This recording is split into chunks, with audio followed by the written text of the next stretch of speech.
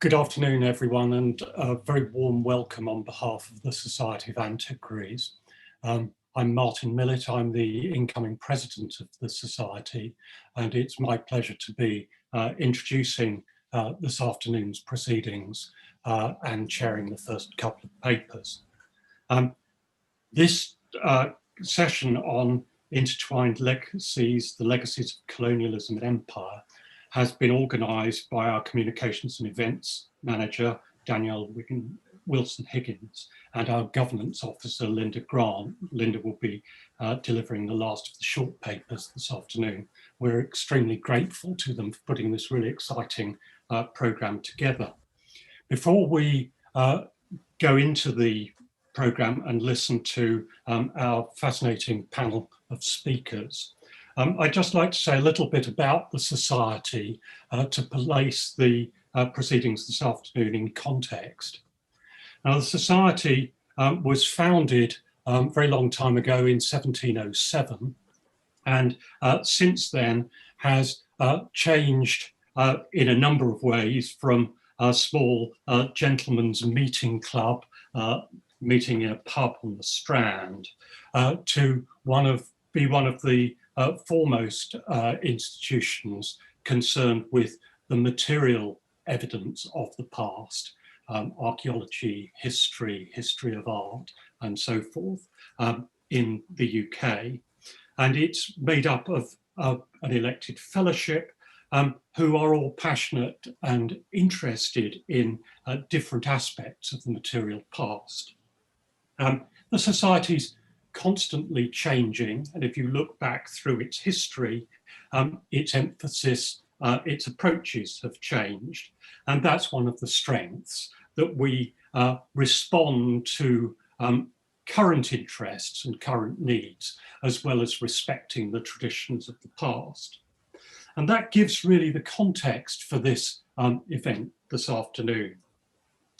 Anyone living in the Western world today will be intensely aware of the debates and interests in the way that our past has been presented and is used by different groups within society. And the material aspects of the past really reflect this. And the Society, understanding some of the debates that have been going on in the contemporary world, has itself been reflecting on its relationship with heritage, histories, both in our own collections and in the collections, thoughts and writings of people across the world, including our fellows. And this has encouraged us to think how we can better address these issues and better involve ourselves in debates that make the past relevant to today. And one of the ways that we have been doing that is, since 2020, we have had a small group forming an equality and diversity working group who have been thinking about how the Society should think about these issues and change and develop its practice to reflect contemporary social needs.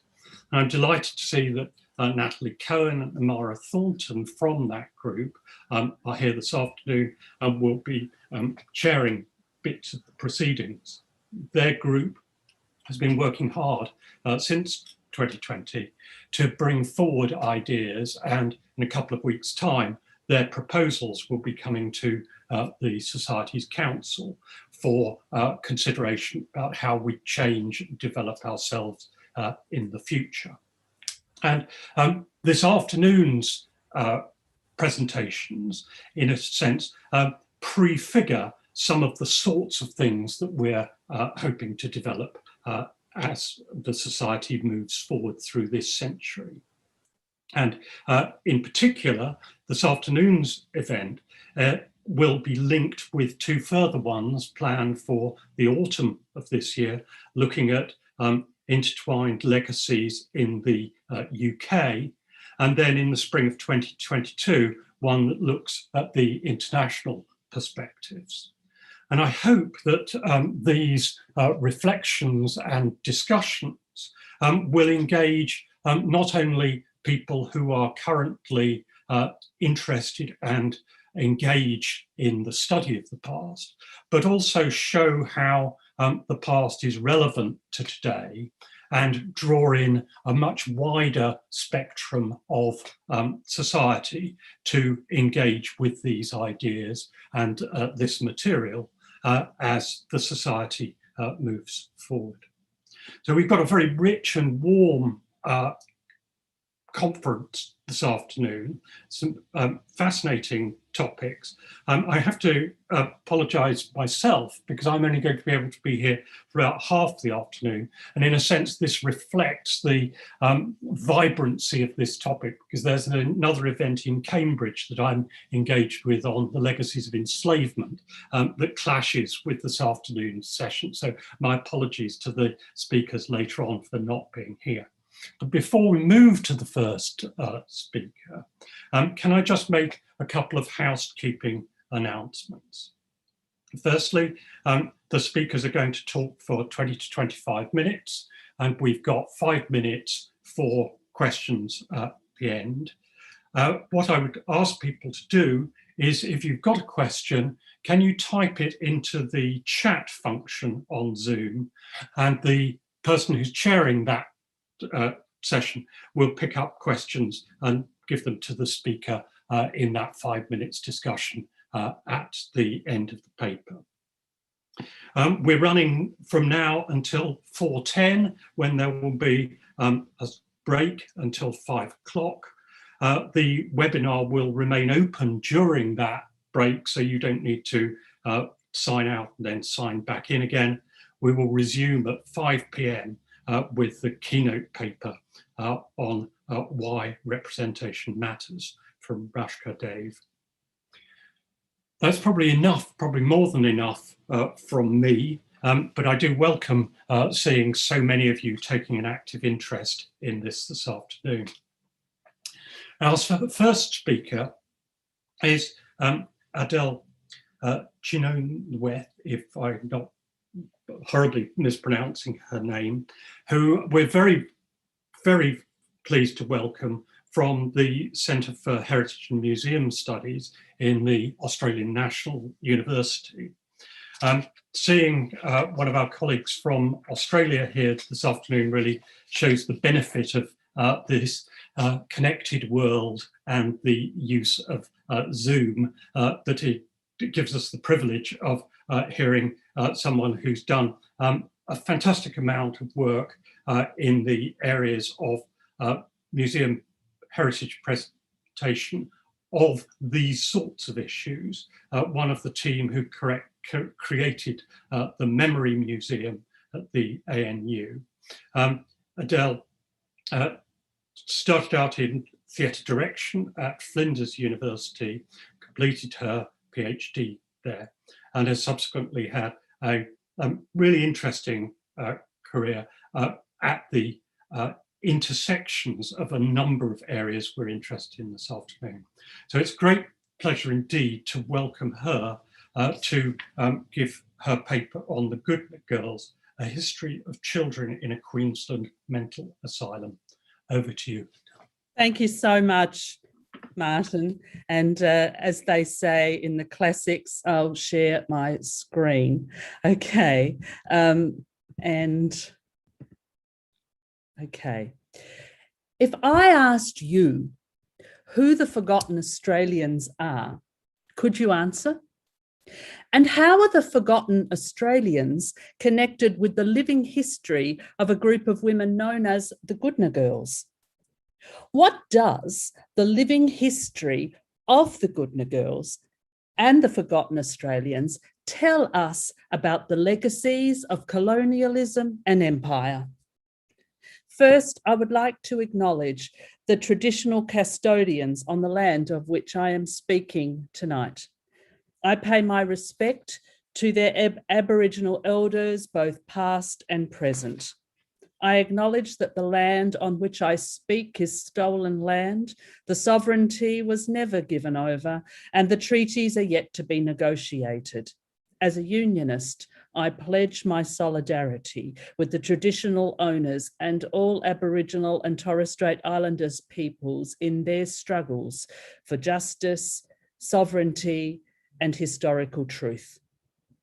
Thank you to the Society of Antiquaries of London for the opportunity to speak, and to Dr. Linda Grant and Danielle Wilson Higgins and Martin Millett for their generous and collegial support. It's such a privilege to share a program with such a group of esteemed presenters. And I ask without presumption if you might forgive me if I don't stay the distance tonight. It's very late here. I'm not at all complaining. I'm so happy to be here. I'm just thrilled to be part of this seminar, and I really look forward to catching up on the YouTube presentations. Thank you so much. So, who are the Forgotten Australians? The term Forgotten Australians comes from the title of the 2004 Senate report. It was the third in a trilogy of reports following federal government inquiries into Australia's out-of-home care system in the 20th century. Prior to the Forgotten Australians report, there was the Bringing Them Home report of the National Inquiry into the separation of Aboriginal and Torres Strait Islander children and their families, approximately 50,000 children. Then there was the Lost Innocents report, writing the record on child migration. This concerned former child migrants from Britain or Malta, approximately 7,000 children. In addition, 88% of children who were either institutionalised or placed in foster care in the 20th century were non-Indigenous domestic Australian children.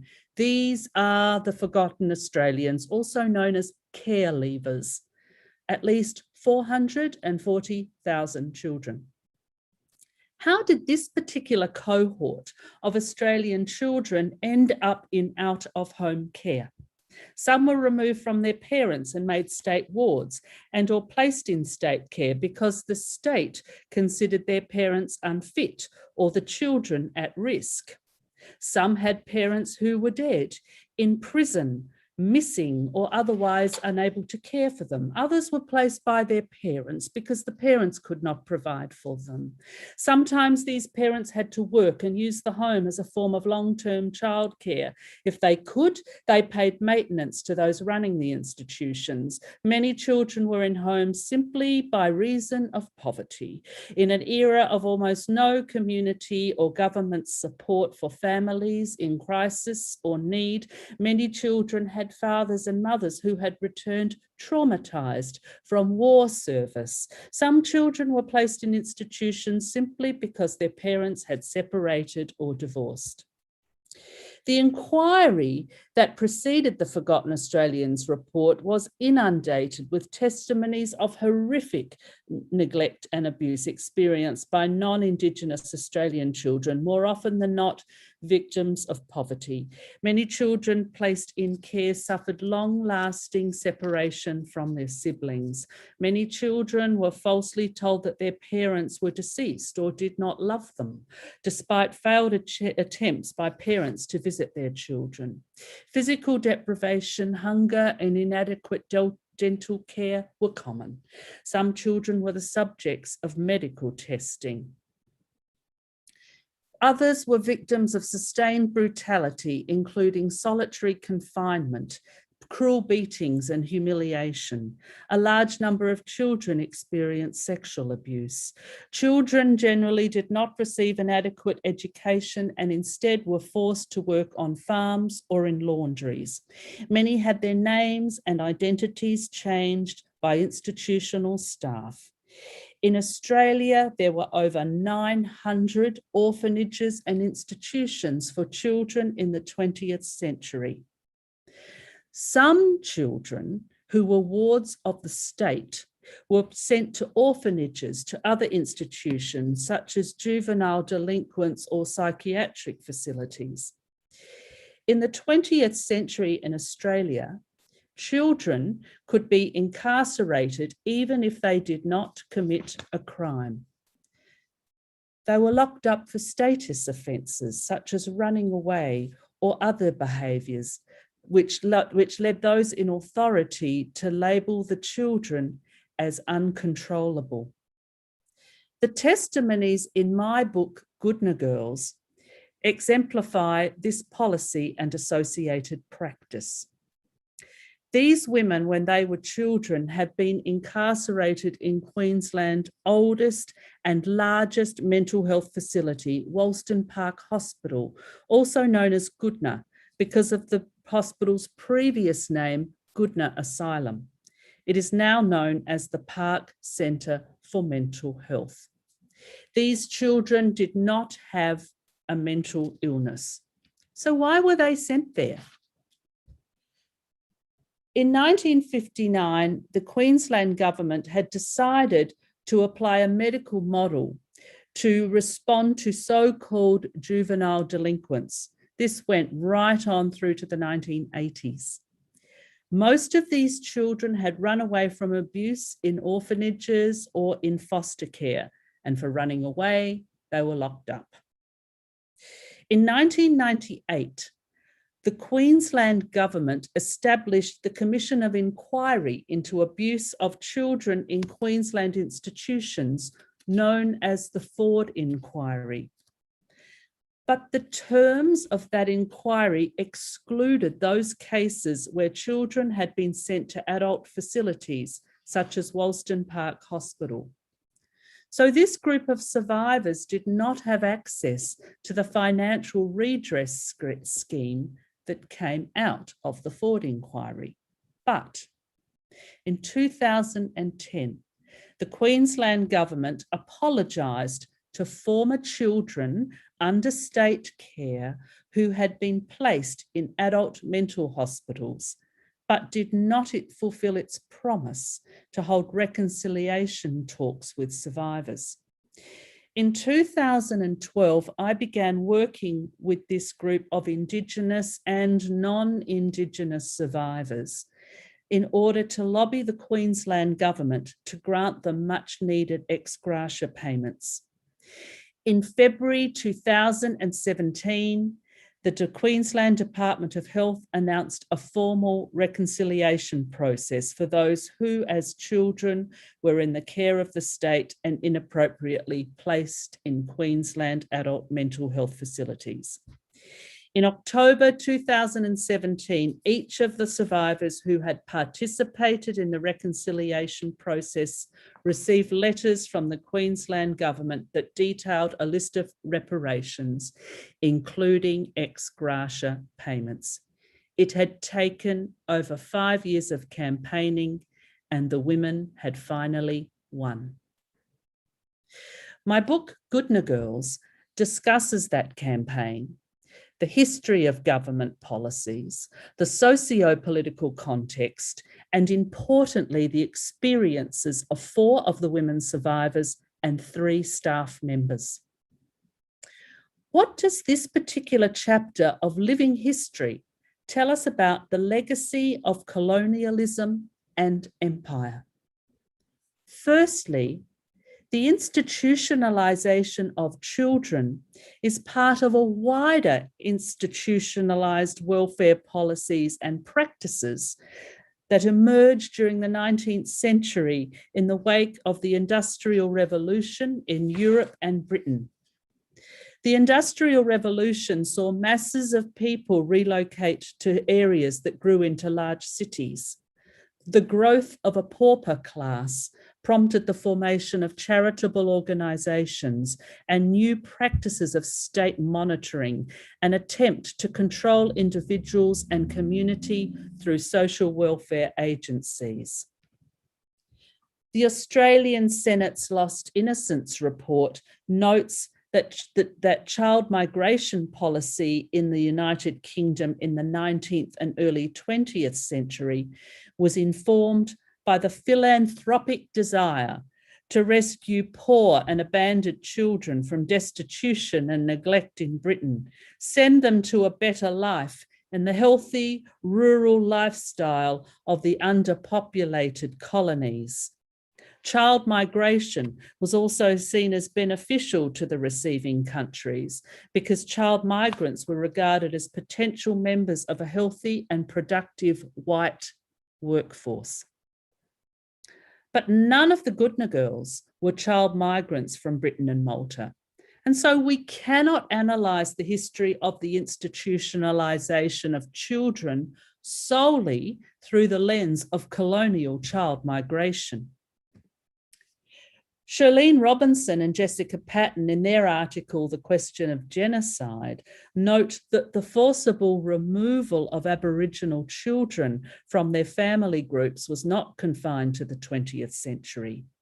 The earlier colonial period in Australia from 1788 to 1901 saw generations of Aboriginal children forcibly removed from their Aboriginal family groups.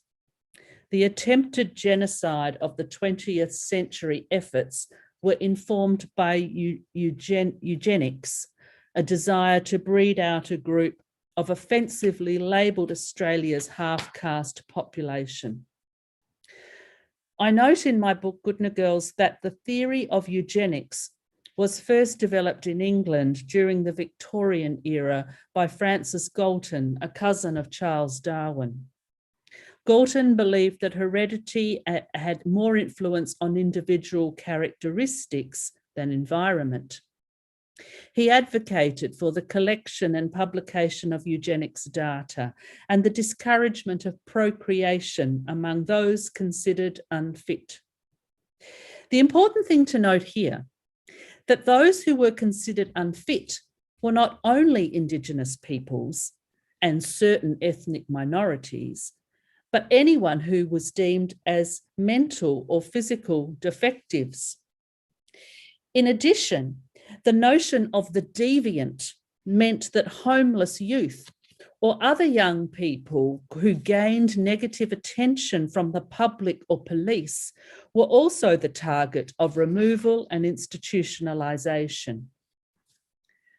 By contrast to eugenics, euthenics is the theory that environmental factors can temper hereditary predispositions. Historian Stephen Garton maintains that in Australia, social problems were perceived to be the result of both hereditary and environmental factors, which influenced the mental hygiene movement.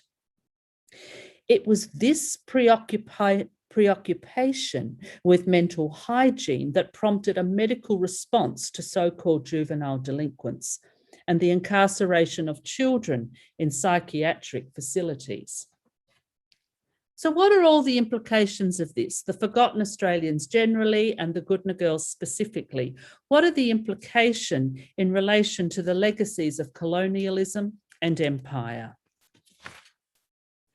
I suggest that viewing this chapter in Australian living history solely in relation to Aboriginal and Torres Strait Islander peoples limits our understanding of how widespread the policy and practicing of warehousing children in Australia was. We need a revised historiography. In Australia, we have to stop implying in our work, research, teaching, museum exhibitions, that the history of the institutionalisation of children in Australia is confined to the stolen generations and or to a narrative of migration. We need to acknowledge the wider systemic discourses that informed the policies of institutionalising children, both through time and across identity groups. This is a social justice issue with significant implications for many vulnerable people in Australia. If you ask an Australian who the forgotten Australians are, it is highly likely that they will not know.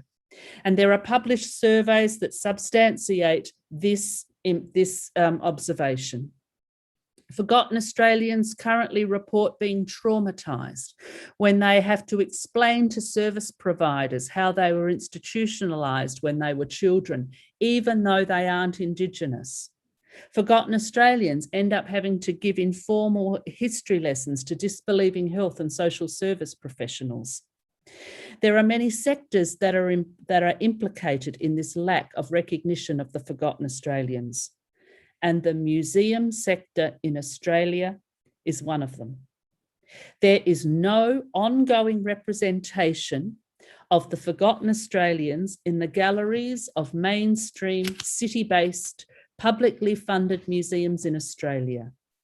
And the peak body of the Australian museum sector, the Australian Museums and Galleries Association, won't support any form of public discussion about this. I suggest that this refusal may be explained by the tactics of divide and rule by Western colonialists. And I'm indebted to John Murray for this observation. John Murray is a forgotten Australian, a former government advisor, and a recipient of the Human Rights Commission Award in Australia. These are the 4 tactics of divide and rule. And I respect and appreciate that this is discussed in a range of publications, but I'll just pause for a moment so you can just see those.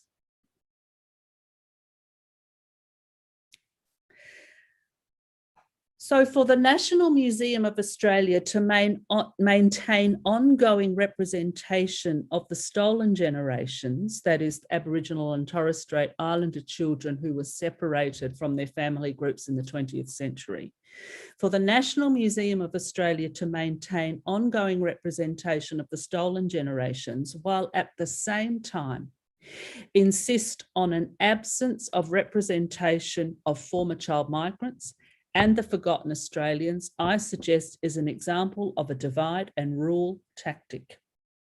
Aboriginal children, child migrants from Britain and Malta, and non-Indigenous domestic children who were taken from their families grew up together in orphanages and other institutions, but later were categorised and divided into subgroups by scholars and government policies.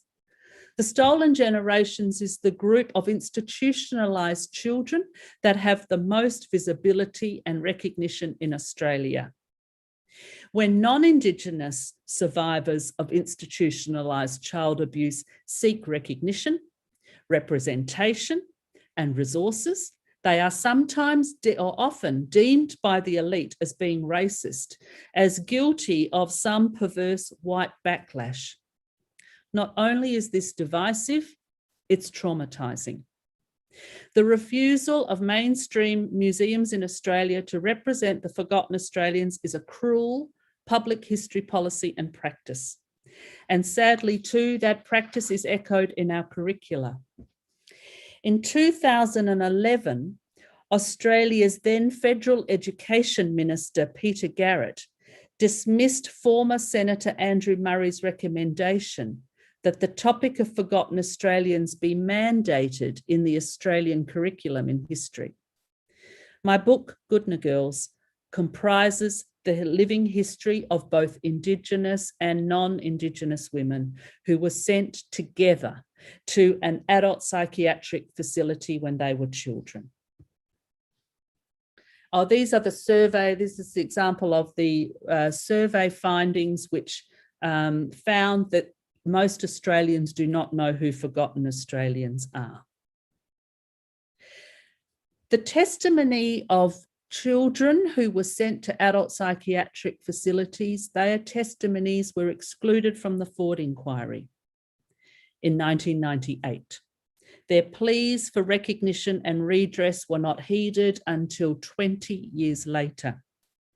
The narratives of the Goodnight Girls and the wider living history of the stolen generations, the forgotten Australians and former child migrants remind us to be vigilant about how we frame references, terms of references for human rights inquiries, how we scope our scholarly research, how we determine what is collected and exhibited in our museums. And indeed, we need to recognise that many of those same organisations that ran abusive institutions for children in the past are still being funded today as part of the outsourcing of child protection services. In Australia today, there are 45,000 children in out-of-home care. We need to keep watch of the current child welfare system, and we need to be mindful of our discourses in our research. Because when we, in positions of influence, divide marginalised groups according to whom we deem the most grief-worthy, whom we deem the most deserving of representation in our own scholarship, then we may well be perpetuating a contemporary echo of the colonial practice of divide and rule. I hold on to the last words of my book, Goodnight Girls, but they're not my words. They are the words of a former child inmate from Wollston Park Hospital. These are the words she spoke to the Queensland Minister for Communities, Women and Youth in her office. These are the words that remind me to heed the voices of those who are left behind, those who fall through the cracks of constructed hierarchies of history that we compartmentalise. And it is with the courageous words of that survivor that I will end today. In 2017, she sat in front of the minister in her office. She looked her in the eye and said, "You have inherited righting the wrongs of a past that both sides of government knew about and were complicit in. It's cruel what happened to us, but it's also cruel what you're doing to us now, making us fight for so long. It is time to finish it."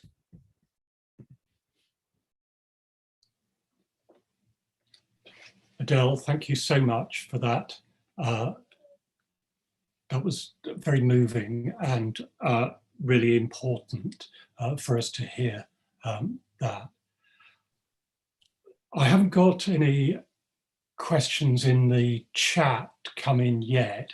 I would just like to ask you, given your experience in this, what advice would you give other people setting out to try and look at excluded groups? What's the thing that you've learned most from this fantastic piece of work? Two things: shut up and listen. And the other one is not one research project that I have done on this, not one, was initiated by me. It was these people coming to me asking for help. The only thing, one project that was done was the Rudd government, when Kevin Rudd was Prime Minister. He commissioned the National Museum of Australia to create an exhibition on the experience of institutionalised children to widen the scope from just the stolen generation. But that came from people lobbying, those forgotten Australians lobbying the government. So rather than set out, I think it's about listening and hearing what marginalised people want and working to support them on their terms, not coming in like a do-gooder. Sure. I've got now a couple of questions now beginning to pop in. What age range are you talking about coming from Heather? This is someone whose uncle was sent out from Britain when he was under 16. What age range are we talking about with these kids? So the forgotten Australians are those who were institutionalised in the 20th century. So, and that is up until, say, the 1980s and 1990s. So if you can imagine children being institutionalised at that age. But I suppose there'd be some forgotten Australians who would be reticent to give an age range because some want to see themselves as separate from current children in out-of-home care. Some want people to be reminded that this is a through line. So we're probably looking, the youngest would be in their 40s, say, that in terms of the 20th century, but it's an ongoing history. Great. And we've then got a question from Ula Rajala on how museum professionals responded to this work on underrepresentation of marginalised groups. So I was employed as a curator on the exhibition that Kevin Rudd commissioned. It was a recommendation 35 of the Senate report. It was meant to be an ongoing exhibition. The National Museum did not do that. The rhetoric they use is no exhibition is permanent because of conservation. You've got to rotate objects. They've got 65 objects. They could rotate and have ongoing representation. It was funded to tour. Not many museums took up that exhibition, even though they were funded to host it. I think there is a real sense with mainstream museum professionals in Australia that if you start looking at the white cohort that were institutionalised, you're somehow eclipsing the very important push of Indigenous rights. And I'm suggesting that if that is our attitude to reconciliation, then that's weak. Surely we can extend a hand to another and not at all dilute the crucial reconciliation process with Indigenous people by also acknowledging the non-Indigenous kid that was in the dormitory bed next to them. Yeah, and there's one here from Debbie Chalice saying the role of eugenics is so important. And asking what role Bowlby and others' ideas around attachment and against institutions play in recognising the cruelty of these systems. Oh, look, thank you so much for that question. This notion of looking at the scientific, the scientific,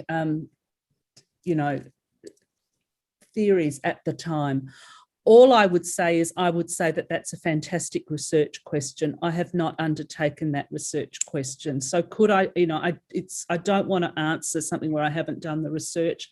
I would just like to, and I'm so sorry if that's an inadequate answer, I would just like to acknowledge how much more research needs to be done and what a great thread of research that would be.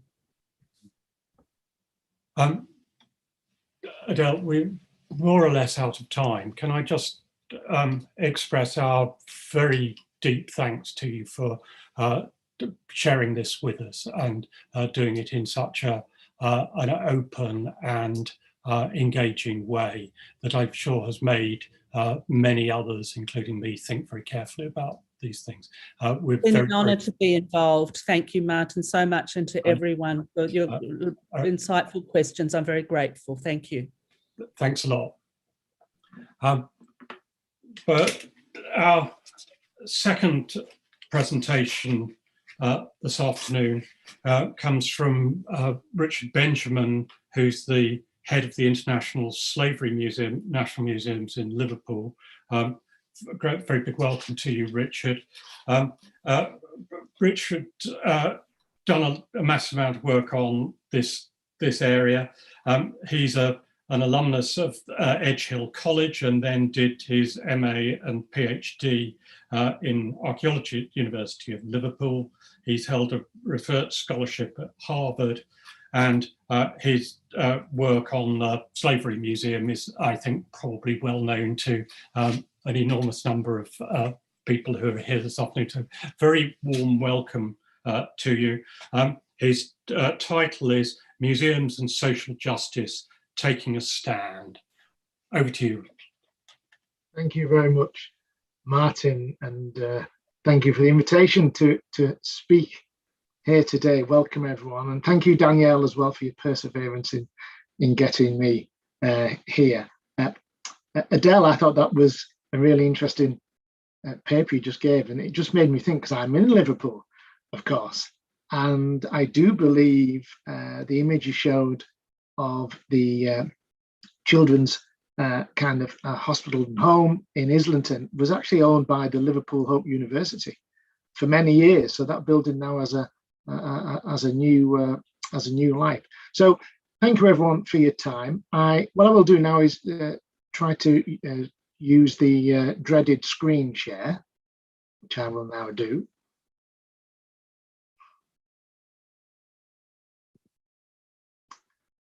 There we are.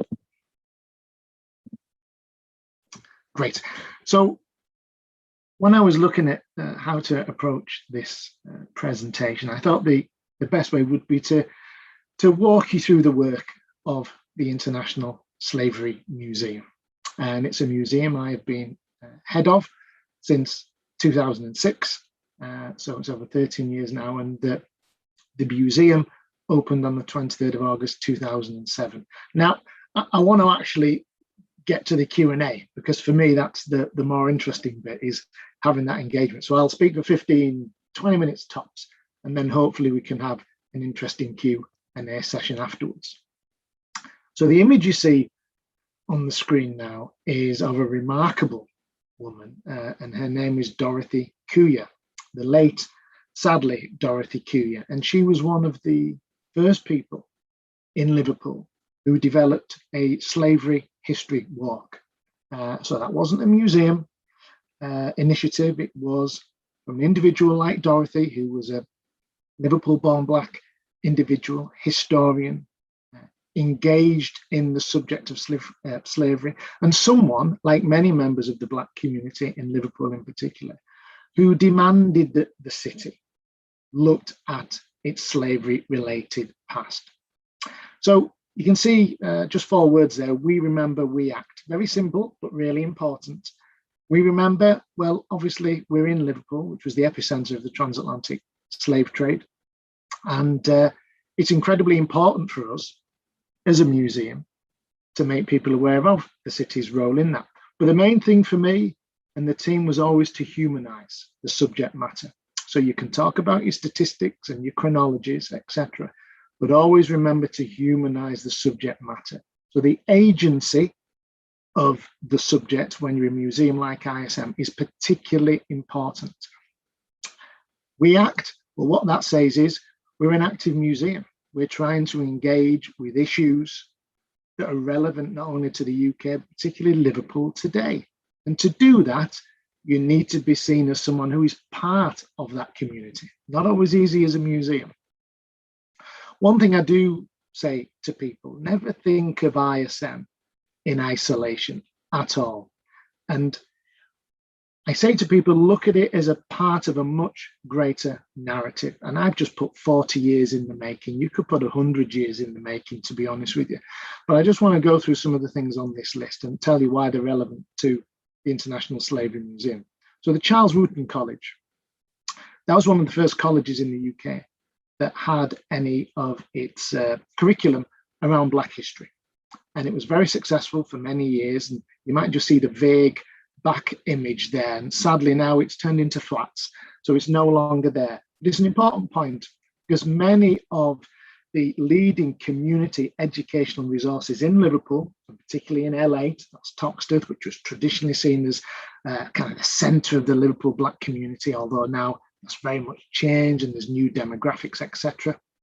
But it was really important because very few of those educational establishments are still there. So the museum definitely had a part to play, and still today is seen as being filling some kind of void. I next talk about Loosen the Shackles, first report of the Liverpool inquiry into race relations in Liverpool, way back in '89. Why is that relevant? After the Toxteth uprising, and you could have a whole presentation about this, early '80s, social unrest, a lot of difficulties in cities like Liverpool. For those of you that know anything about the history of Liverpool, and at the time, the Conservative government, they were willing to have managed decline.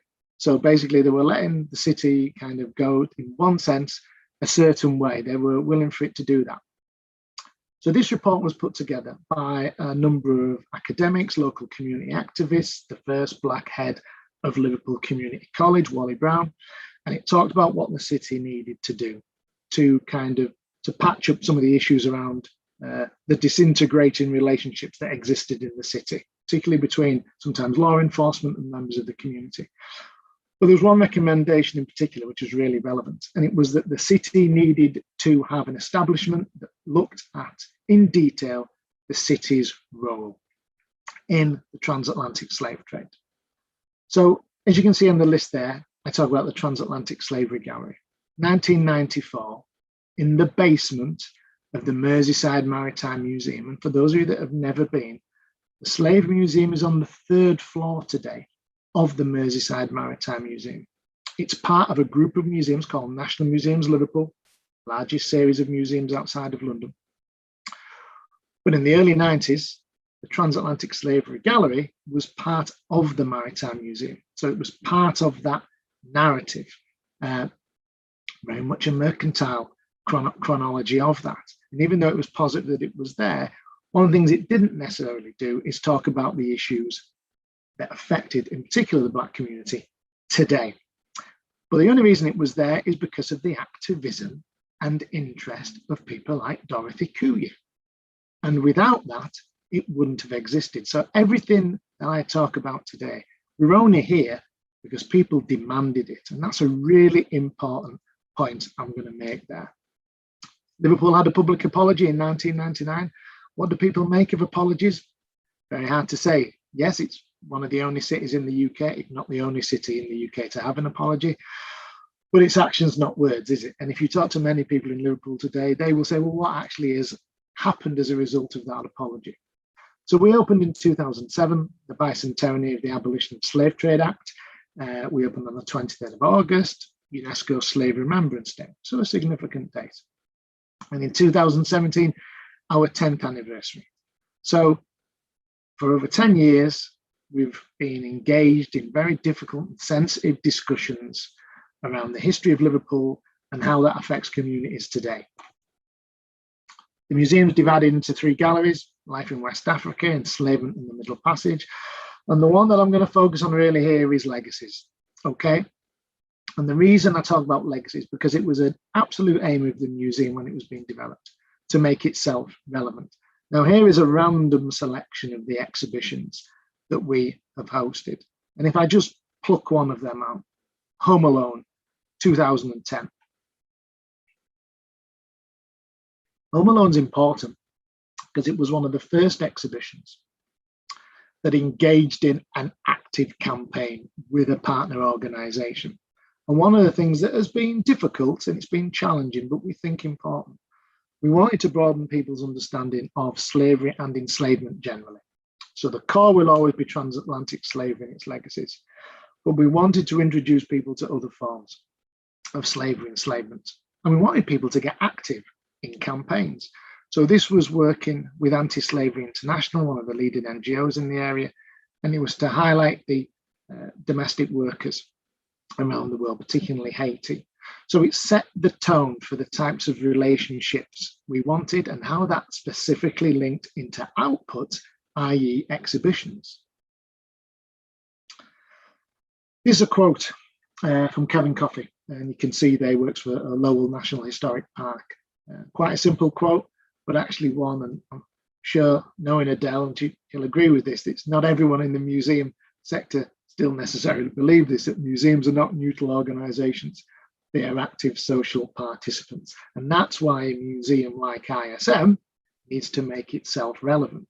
But equally, within the sector, that isn't something that's always agreed. Sometimes people think there should be that detachment from those issues, and you're particularly objective.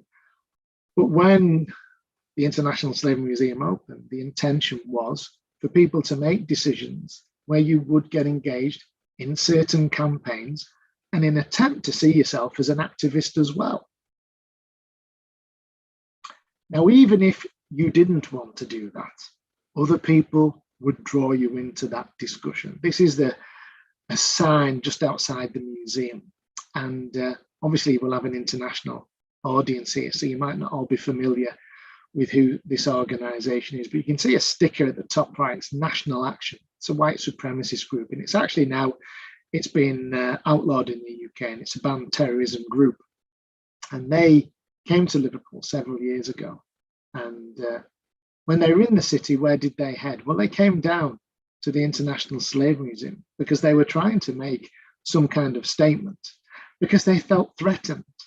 They felt as if a museum that talked about, in as true way as you can, Liverpool and UK's role in the transatlantic slave trade, and how many individuals became very wealthy off that, and how much of the built environment is there because of the city's role in that, and all those issues.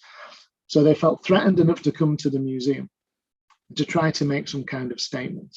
And equally, this is just one of many images I could have shown you, very offensive images that don't want the museum necessarily to be there. They think it has an agenda. And in one sense, maybe it does have an agenda. It's to tackle the legacies of transatlantic slavery, such as racial inequality and hate crime. And because we want to do that, it's about partnering with individuals and communities and organizations that shares those beliefs. So if you do ever make a journey to the International Slavery Museum, our education centre, our education base is called the Anthony Walker Education Centre. And many of you may not have heard who Anthony was. He was murdered in a racial attack in 2006 in a part of Merseyside. And out of that horrendous event was born the Anthony Walker Foundation. Hope, not hate. And they don't preach hatred, they preach hope. And for many of us, if your son or your brother was murdered in this way, probably hate would be something that would be a natural feeling. But they've tried to be positive. Anthony was an athlete, loved basketball. So they've tried to educate people on the issues around hate crime. And I was invited to be a trustee of that 10 years ago. And I'm very proud to say I'm still a trustee of the Anthony Walker Foundation today. So what we did as a museum, when we opened in 2007, we were going to use some footage of a press conference where members of the family were talking about Anthony's death. And we could have done that as a museum, you know, all the copyright issues, etc. But we just felt, if we're doing this differently, we need to speak to the family. So we asked his mother, G. Walker, and his sister, Dominique Walker, if they'd come into the museum, and we showed them the footage. And they were very happy with us doing that. And that relationship, which has been over 10 years now, has led to hundreds, if not thousands of people, in fact, thousands of people, particularly young people, who have had sessions within the Anthony Walker Education Centre. And if they don't know who he was when they went in, they know who he was when they came out of that room. So it's very important that we're engaging with organisations like that. And the museum in Liverpool, along with our sister museum, the Museum of Liverpool, which is not very far from us, we're actually some of the only museums, if not the only museums in the country, that are third-party hate crime reporting centres. So if you're uneasy, and sadly you've been affected by a hate crime, and you might not want to go to the police, you can come to places like the Citizens Advice Bureau, fire stations, and to the museum. And that's not what people expect of museums. And I'm pleased to say that you don't often get people coming into the museum. You wouldn't want that. But it shows that we're there and we're engaged in a very difficult local and national subject around hate crime. So we want to be relevant. And one of the things the museum has done recently, we've been engaged in a discussion with the Liverpool City Council and the two individuals that you can see, marvellous individuals, Michelle Charters, who's the CEO of Cumbria Marnie. It's a business and community centre in Liverpool 8. It's been established many, many years, and it's got held in very high regard, does some excellent work. And the gentleman there is Andrew Lynch. Now, Andrew is the son of a gentleman called Eric Scott Lynch. And like Dorothy Kuya, he was one of the first people to ever develop a slavery history trail around the city. As a historian, as an engaged individual, as a descendant of someone who'd been enslaved. How incredibly powerful is that? And finally, the city. Maybe one would think that many of the street names in a city that are named after people who were involved in the transatlantic slave trade would already have that information next to them. And that's not always the case. So 10 streets as a starting point have been earmarked for them to have more context towards why they are named. Streets like Fulton Square, Bowl Street, which is one of the main streets in the city centre of Liverpool, named after Jonas Bowl, the slave trader. It's an enormous list. So the museum is partnering with a family member, with Andrew, and with people like Michelle, to make sure that the city finally recognises some of those issues. You have to be part of these national narratives, and very few museums, if any museums, have not been able to engage, whether they wanted to or not, within some of these recent issues. Now, I would say, as I often say to people, Black Lives Matter, don't look at it as a moment. Because if you do, it means you don't realise it's part of a movement. Movements are constant, they're active. And there's many, many pioneers in the US and beyond from the civil rights movement who are active in campaigning against challenging racial injustice. But we're in a period today where more museums and the sector as such are realising that they can't be exempt from this discussion. So in National Museums Liverpool, where there are several museums, each of the museums has made a commitment to, how shall I say, to develop their content and to attempt to diversify their stories, and indeed the people that work with the museums, as a result of some of the horrific actions that have taken place. Now, National Museums Liverpool has ISM. We've existed since 2007. So we already have those discussions and dynamics that are ongoing. And one of the things I would say to people is, if it's really hit home how you need to be as a museum today involved in issues like this, and to understand what it means, for instance, to be anti-racist, let's see what the statements say in 6 months or another year's time. And people who've put panels up, let's see whether they've been taken down. This is part of the USP of ISM. It's what we do. You're getting a sense of that. But for those museums who it's new territory, what is your commitment going to be moving forward? And there's also an image there of, as many of you know, the plinth where the Colston statue in Bristol was.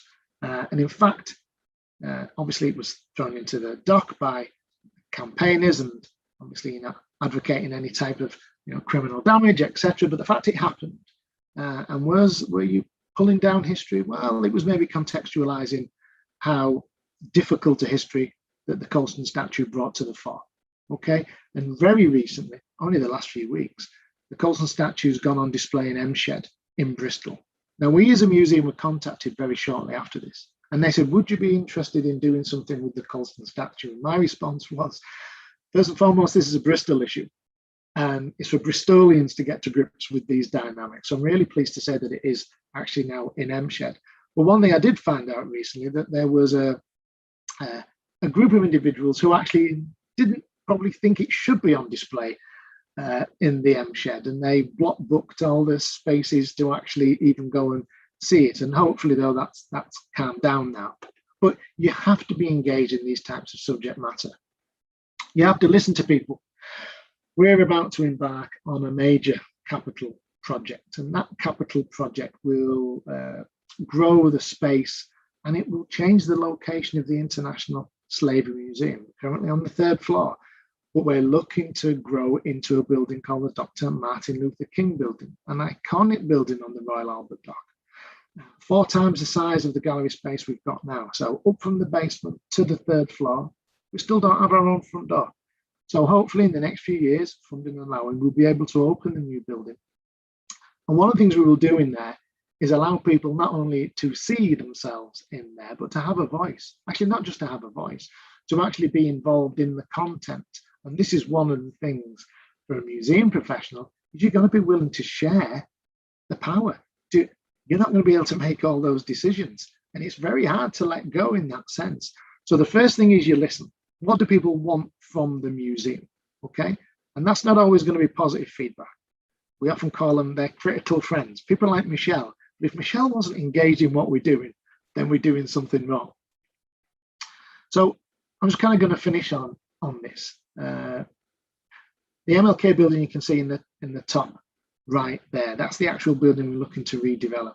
But this is just one of the consultation sessions that we actually have held over the last few years about what the people want for us when we move forward. I won't actually point out, I am actually on one of those images. It's when I wear my glasses. I've not got them on today, so you probably won't be able to spot who I am. But all I will say is this was done about 2 years ago. It was one of a sample of many of these that we've got. And yesterday I was at another event when 2 of the people on this picture were there having a chat with me about the next stage of the museum. And at that meeting, we had a lot of designers and architects who were looking to get involved in the expansion of the International Slave Museum, and indeed get involved in a much bigger project, which is called the Waterfront Transformation Project. So it's many of our buildings around the Slavery Museum as well, and how they can be developed in the 10-year plan. But ISM's the gateway to this.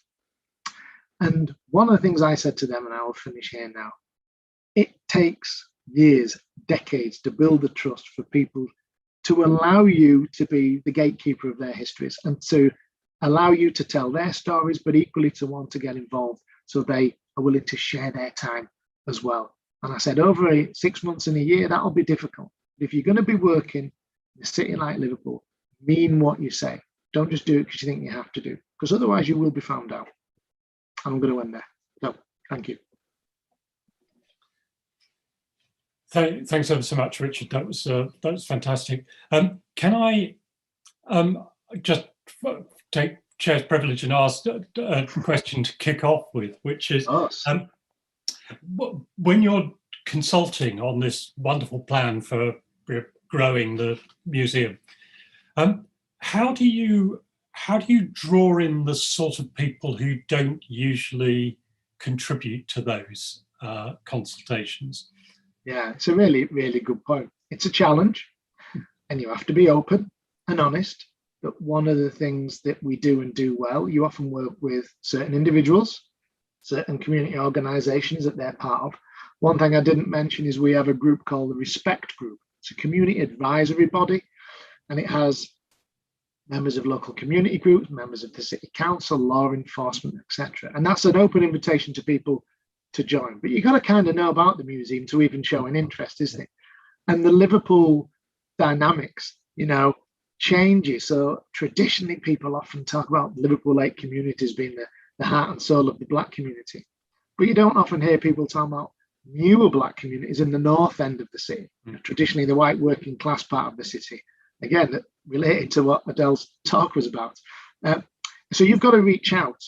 Now, museums are in difficult positions. We don't all have outreach departments like we used to do.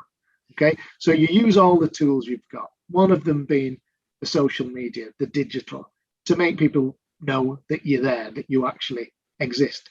But what I would say is, I don't want to actually be too prescriptive about how we go about that in the future. So we've got a core group of people we're working with. So we're actually having discussions, real-time discussions about how we would do that, and if there are any pitfalls that may befall us when we do it. So we actually find out at the end of this month if we have the go-ahead, green light to go to the next stage of the submission. And as part of that, there'll be a 2-year development stage where we're able to answer that question mark. Thanks. We're keeping our fingers crossed for you at the end of this month. Thank you. There's a question here from Abigail saying, asking how you're revising and developing the content of the work on the street signs. Is that live? I think is the question behind that. Absolutely. The first plaque will go up in the next few months. It's a number of local historians, particularly local Black historians, who have developed the text for that. It was a kind of a group decision about which streets you look at. There was a horrendous amount of red tape to go through. Who owns the land, etc. The full city council don't own all the land, so you've got to go all through this about developing relationships and saying to people, look, it's positive that the street that your building's on, people understand the context. Andrew Lynch, who I mentioned, the son of Eric Lynch, they're going to be called the Eric Lynch slavery plaques. So it's a nod to Eric's work. Okay. So 10 have been earmarked, but this is a real-time project. So over the next few years, I think we'll be working our way through many of the other streets. Great. And then quite a long question here from Catherine Harlow, putting your presentation together with Adele's. She asked what the International Slavery Museum and other heritage institutions do to help Black and white Britons today understand the history of empire and enslavement as something that does entangle and intertwine us all across racial and class divides. She's saying she's presenting this from someone who's has Irish ancestry as well as African Caribbean diaspora background. Which is very much a Liverpool story. Yeah. I know lots of people and friends who are exactly the same kind of heritage. You know, it's Irish and it's a mixture of Caribbean or African Ghanaian. So that's a real, it's a real Liverpool citizen kind of background, to have. The museum, even though we make many subjective decisions, as I talked about, is there to bring people together. It's about moving forward to be positive, working with people like the Anthony Walker Foundation. You're not preaching revenge or hate, you're being educational and telling people why what they did was wrong. And these are the moves that the city, law enforcement, individuals need to take to change that. I often put the emphasis as well. Museums are important because we're platforms and we are funded nationally, like we are, to educate people on this subject, whilst at the same time being very realistic and realizing that you are part of the activism, not just kind of detached, from it. But you have to get people in your space. So I would always say this is not about castigating, particularly, the white working class from the North End. It's really important that you get them to come to the museum and to engage with people. Don't be frightened. Ask questions. I know we're in a polarized society, black and white. People, it's good or bad, or if you don't kind of have the St. George's flag from your house, you're not, you don't believe in your country and all that kind of rubbish. But that's the kind of real-time discussions we're having, isn't it? So we have a part to play to make people realize the background to that, why people think like that and what we can do to change it. And I've got a very topical one from Jane Gallagher here. How are you responding to government pressure to uphold particular views of history? Well, that's very relevant, isn't it? Got to be careful what I say. ISM was always, you may not believe this, had a great degree of autonomy. And I think it's because we have such a high profile. And, we're working with people who, cities and communities and who have benefited from the work we do. So why change something? Why change something? Why break it when it works? So I understand it's a big discussion, but it's not, I don't feel any pressure exerted on me and the team on a daily basis. Okay, I'm not saying that's not the case with my colleagues in other museums, but ISM's pretty much doing what we want to do. Good. And one final question here from Fraser Brown, asking about synergies with the Lancaster Maritime Museum, a city where a similar situation exists.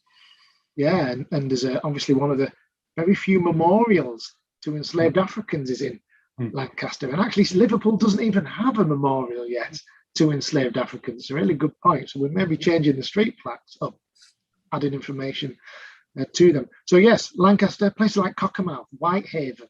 It's not just the big cities who are involved in this. I would say it's about not being scared and worried to kind of come and work with us. Sometimes maybe there's a feeling of that, like if you raise your head above the water too much, it can bring you a lot of pressure. So no, we're about making partnerships. I know a lot of people in Lancaster, people like Professor Alan Rice from UCLan. So there are discussions ongoing, but anyone here today who knows anyone or any organisation that wants to touch base with me, Martin and Danielle have my details. Right, thank you so much. That was really, really inspiring to see what can be done, what you are doing. And we do wish you the very best in your decision over the next couple of weeks. And Thank you very much. Hope that you move on to bigger premises. Thank you. I'll now pass the chair over to Amara Thornton, who's going to carry on with the good work this afternoon. Thank you, everyone. Thank you very much, Martin. And I'm delighted to be here this afternoon to chair this section of the event. I'm a historian of archaeology, and my research really centers on the history of archaeology and archaeological collections histories in various parts of the British Empire and beyond. And I'm really pleased to be able to chair this section of the event, which focuses on connections between Britain and the Caribbean, colonialism, and the legacies and representation of empire in the UK's heritage landscape. Just as a reminder, there will be a Q&A session at the end of each paper. I'm sure you're well acquainted with the format, having had 2 papers already, but if anyone would like to ask a question, please type it into the chat function on Zoom and I'll ask them at the end. Also, if you're tweeting about the event, the hashtag is Intertwined Histories, so feel free to use that. And it's my absolute privilege to introduce Catherine Hall to give the first paper. Catherine Hall is an Emerita Professor of History and Chair of the Centre for the Study of the Legacies of British Slavery at University College London. Her work has focused on the relation between Britain and its empire and includes the books Civilizing Subjects, Macaulay and Son, and Legacies of British Slave-Ownership. Between 2009 and 2015, she was the principal investigator on the ESRC-AHRC project Legacies of British Slave-Ownership, which seeks to put slavery back into British history and has a wonderful website. Her new book will be Making Racial Capitalism, Edward Long's History of Jamaica. So Catherine, please, the floor is yours. Thank you so much. Thank you very much. Okay. I think I'm supposed to be there now, but I'm speaking, but I've still got Amara on my screen. What's everybody else got on their screen? Hello? Hi, Catherine.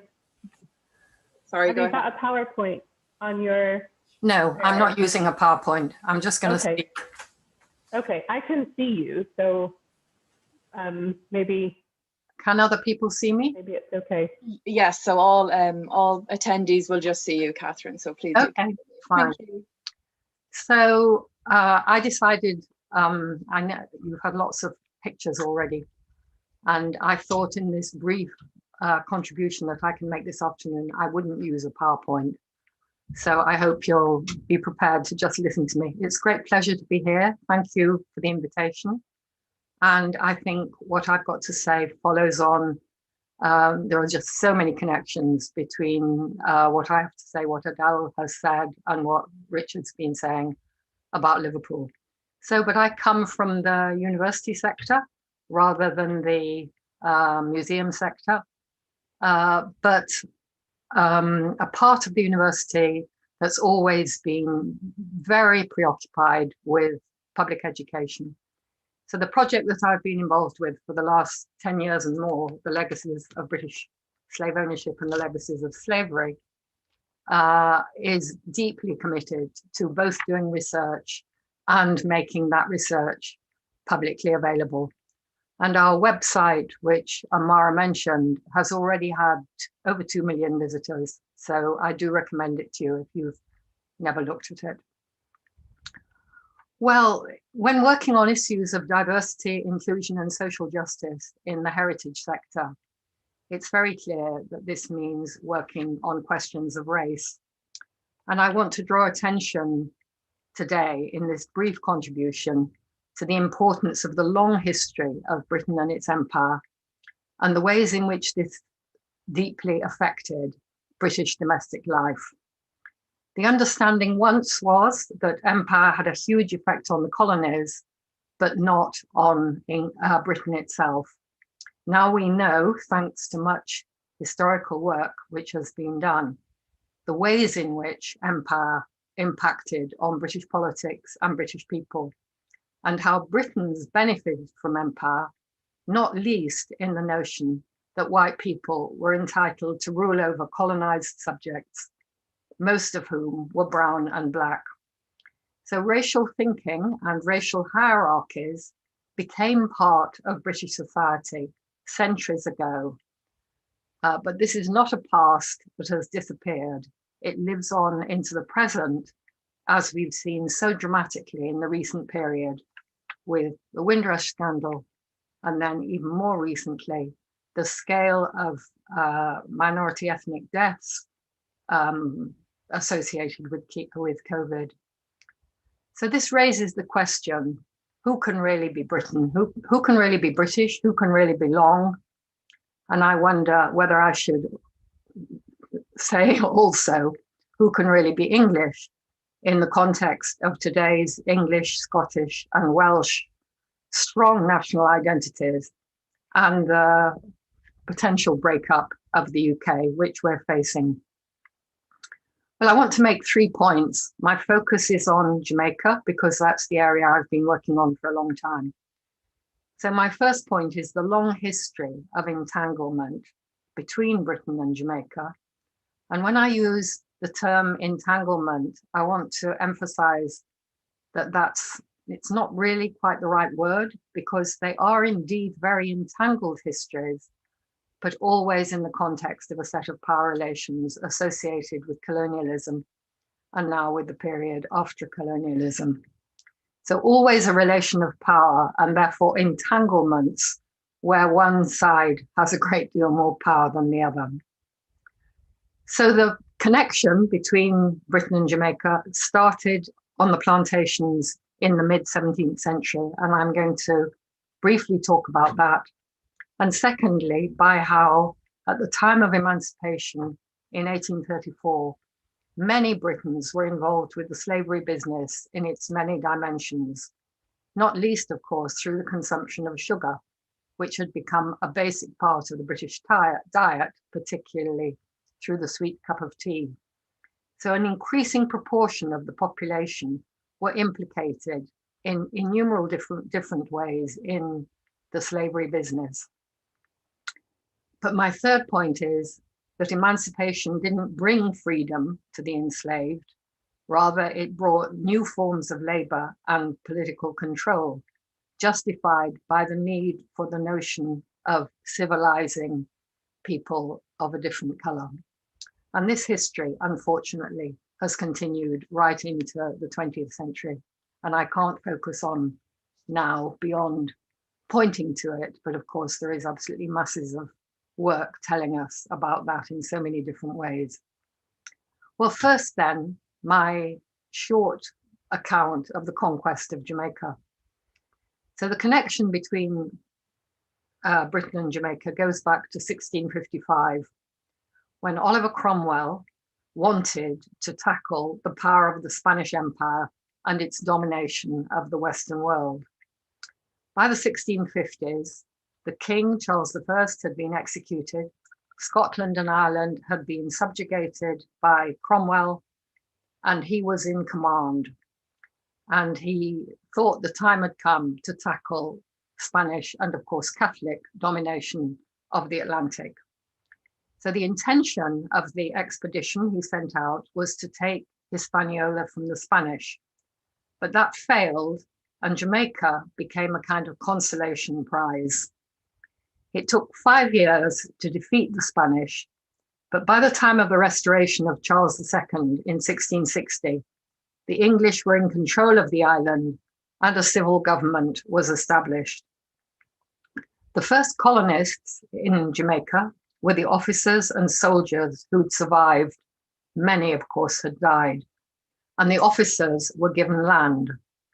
Charles II and his brother, the Duke of York, were very keen on the idea of developing the empire and extending crown control over it to improve their revenues. Their deep involvement in the Royal African Company and the provision of African captives to the Caribbean has been well documented. Barbados had been experimenting with sugar from the 1620s, and the growing market for sugar in Europe made it clear to the colonists that their future lay with a sugar colony, which is what they set about establishing in Jamaica. So Jamaica was to be organized in the interests of the mother country, in the expectation of an expansion of British wealth and power. And that was what the colonists would contribute to in the process of making their own fortunes. The indigenous population in Jamaica, the Taino people, had scarcely survived by the time of English settlement. So the major problem that the colonists faced was how to provide labor for the plantations.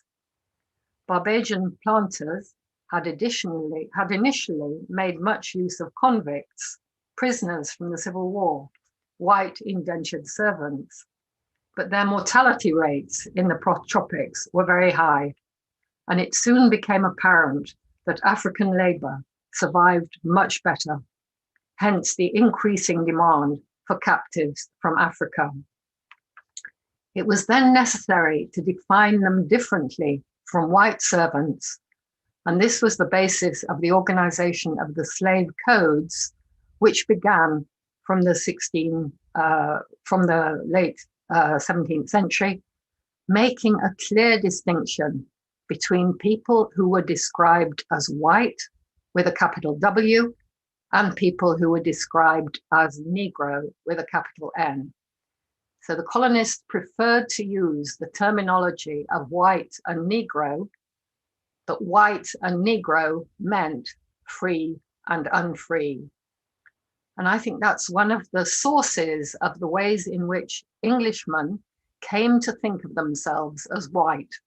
People often say now that, you know, white is a kind of, it's not a category that's there. People don't think of it, but they certainly did think about it in the 17th century. And it was used to define their difference from Black people and to assert their freedom. So what happened in Jamaica in the late 17th century was the formation of a racial order, which was organized through property. Basically, it was white people who owned property. It was white people who had political rights. The freeborn Englishmen, they called themselves. They established racial hierarchies on the plantations with white overseers. Black men were trained to be skilled, and the women, for the most part, were the enslaved field laborers. In the law, there was a completely different system, a legal system for those who were white and those who were enslaved.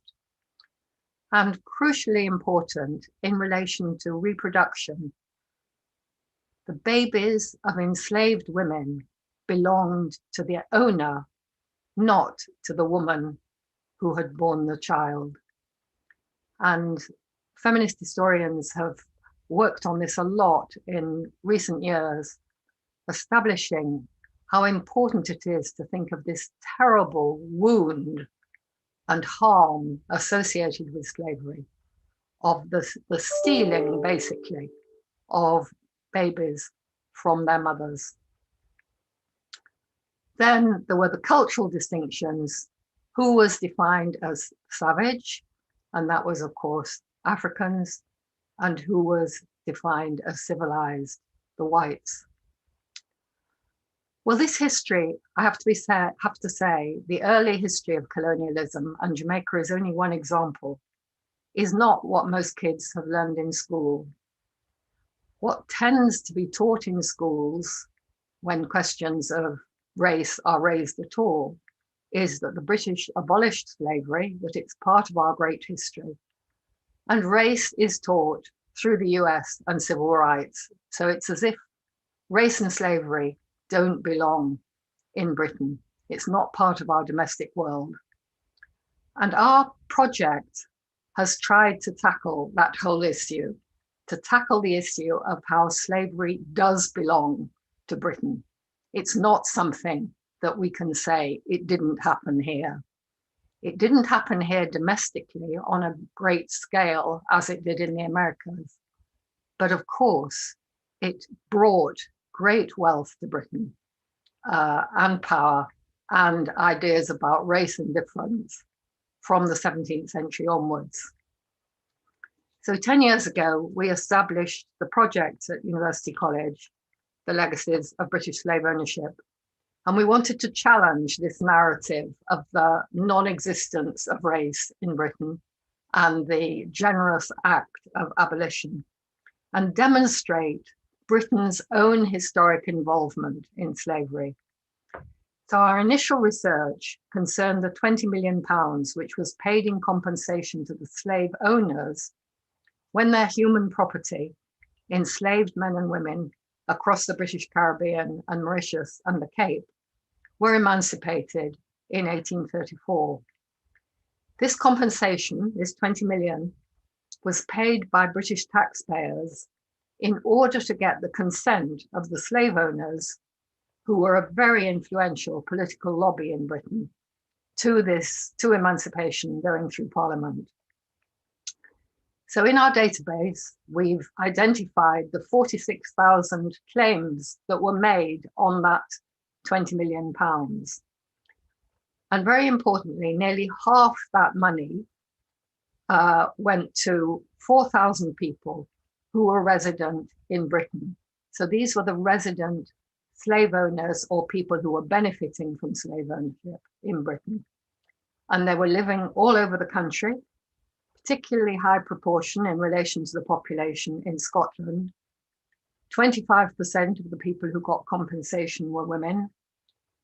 And these people compensated were paid a proportion of what was deemed to be the market value of the 300,000 enslaved people who had supposedly been freed. Each slave owner had to apply for compensation with details of the enslaved people they owned, and very detailed records were kept. And that's made it possible, they're all in the National Archive, that's made it possible for us to do the research and put all this material into our database. So at that moment, people who had been bought and sold were now for the last time priced as commodities, and the money went to the slave owners, even though the whole basis of the campaign against slavery was that it was immoral to hold people as property. So we investigated as far as we could what they did with the money. They invested it in a whole range of economic and cultural activities, from building railways and developing merchant banks to buying artworks, some of which are now in our national collections, building castles, refurbishing country houses, some of which, of course, the National Trust now own and have been the subject of great rows recently after the National Trust's report on their connections, the connections that their property has with slavery and empire. Same with English heritage. So these slave owners made a significant contribution to the building of modern Britain through their involvement in the economy. And they were also active politically in defending West Indian interests after emancipation, and particularly in the development of indenture, which was the new system which replaced slavery. It was a form of unfree labor, but not chattel slavery, which was crucial to the expansion of sugar production in Guyana and Trinidad, and brought in hundreds of thousands of South Asian people. And that's the origins of the very mixed populations in Guyana and Trinidad. It's not just slavery, it's also indenture. The slave owners also wrote histories and fictions and poetry, which re-articulated racial hierarchies for the post-slavery period. Black people, they argued, were still in need of civilization and must be subject to white control. They also invested their capital, both human and mobile, in the development of the new colonies of white settlement in Australia, New Zealand, and Canada. So we now have very interesting collaborative projects going on, particularly in Australia, about the legacies of compensation and slave ownership in different colonies in Australia. Emancipated men and women, meanwhile, struggled with their varied conditions of limited freedom. Our subsequent research has focused on the Britons who owned property and land and people in the Caribbean from the mid-18th century to 1833, opening up the long histories of white families who lived off the exploitation of enslaved people over many generations. The transmission of wealth from the Caribbean to Britain was an important source for the building of an infrastructure which was crucial to the development of industrial capitalism, as Eric Williams in his famous book, Capital and Slavery, wrote many years ago. So our aim has been to provide unequivocal evidence, hard evidence, which cannot be denied, of the ways in which white Britons have benefited from slavery and how the practices of racial injustice are historically embedded in British society and culture.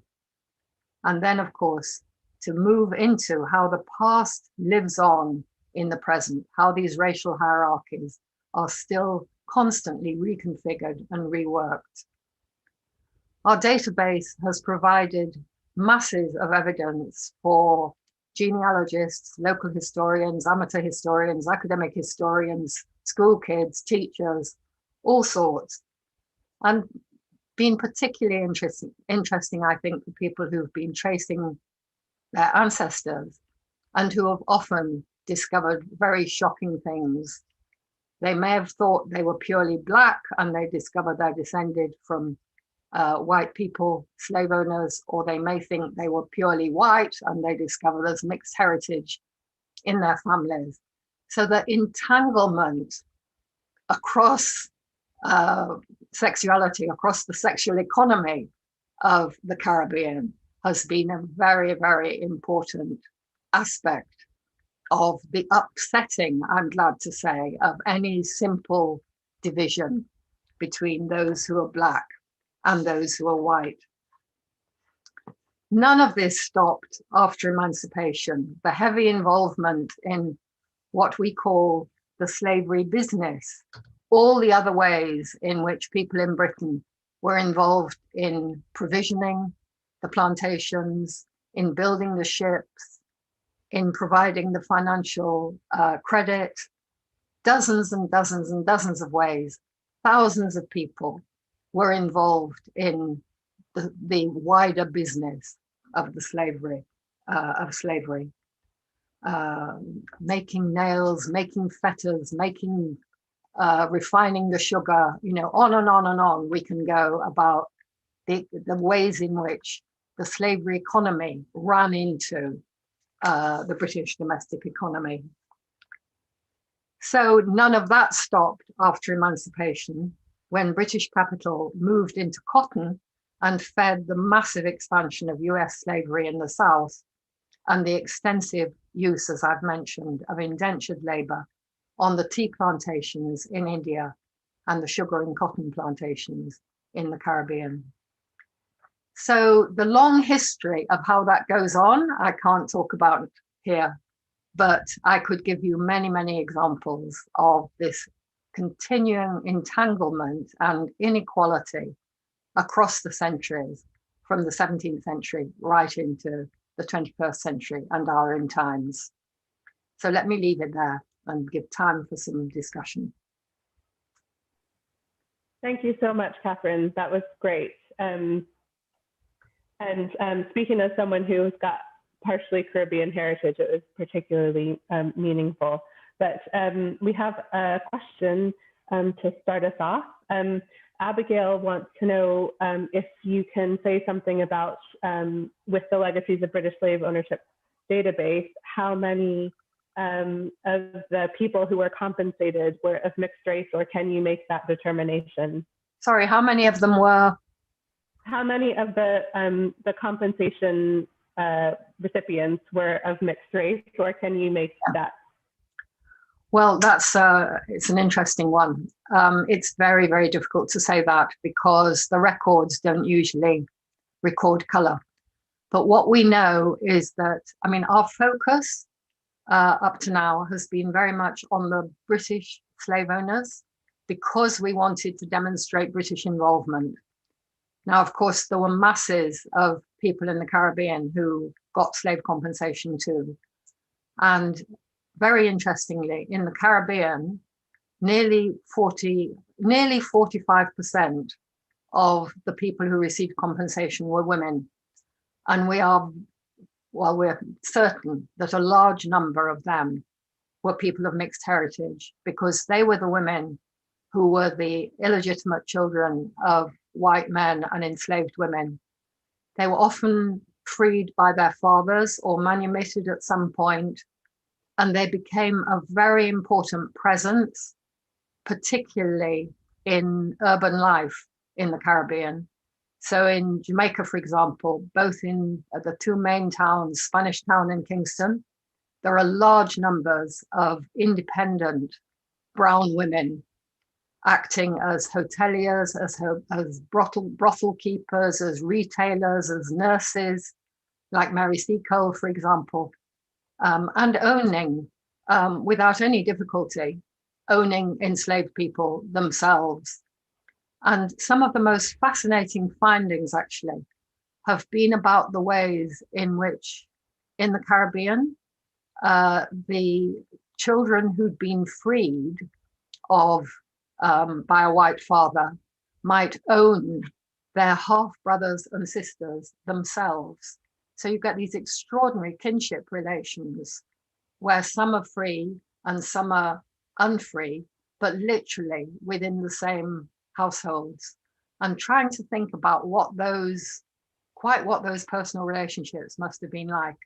Of course, this is where the fiction writers can do such wonderful work. And you know, the thing about this whole subject is that, I mean, the combination of the work that visual artists do, that filmmakers do, that writers do, that dancers do, that musicians do. I mean, we have such a wealth of different ways of thinking about this period of history, as well as, you know, very concrete empirical things like our database. If I shared my screen now, I could just show you the database in case people aren't familiar with it. Please do.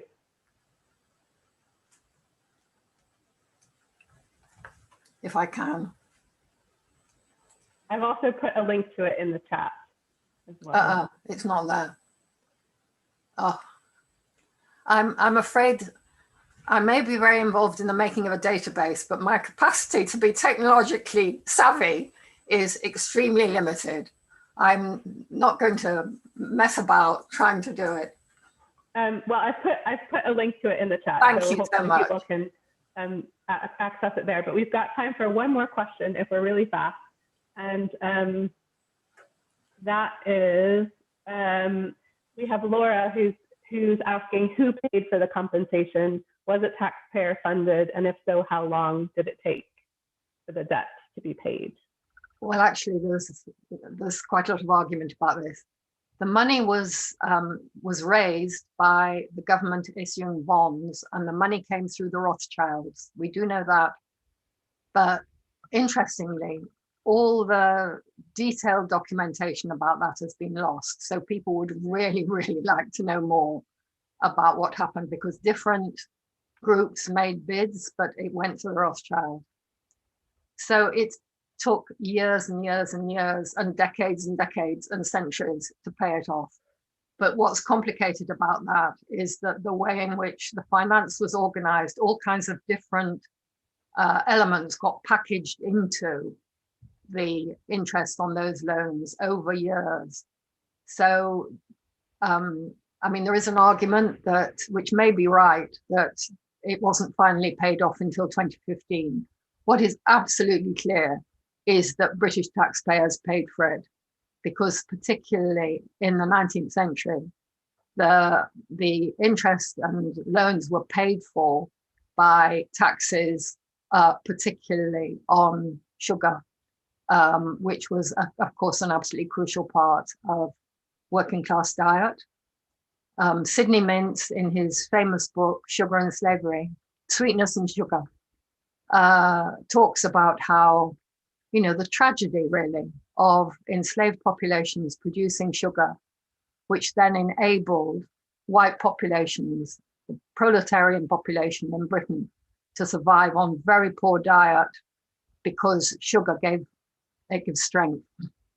So the numbers of people that lived on tea, which of course comes from India, tea, sugar and bread in the 19th century, deeply shocking, one of the aspects of white poverty, which links us back to this question that Adele raised at the beginning this afternoon, the intimate connections between these different histories of Black and white people. Thank you so much. Catherine, it's been an absolute privilege to have you talk today. Thank you very much for your contribution. Thank you. So I'm going to now introduce our next speaker.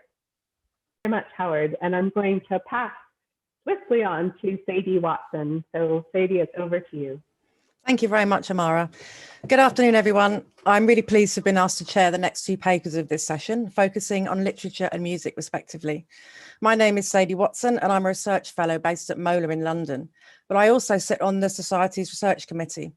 And in that role, I would like to echo the previous chair's supportive comments on the Society's renewed commitment to funding, supporting, and presenting research on legacies of colonialism and empire. So our first paper in this session looks at Jean Rhys's book, Wide Sargasso Sea, based, of course, on Charlotte Bronte's Jane Eyre, written more than 100 years before. This paper is given by Dr. Linda Grant, who has taught at Royal Holloway, University of London, and in both the English and Classics departments at Birkbeck and Queen Mary, with a research focus on discourses of love and the erotic, with a particular interest in women's writing. As most of you all know, of course, Linda is also our governance officer at the Society and has helped organise the event today, so she's had a busy time. Linda, I'm going to pass over to you. Thank you. Thanks very much, Sadie. Yeah, traditionally just try and get the PowerPoint working.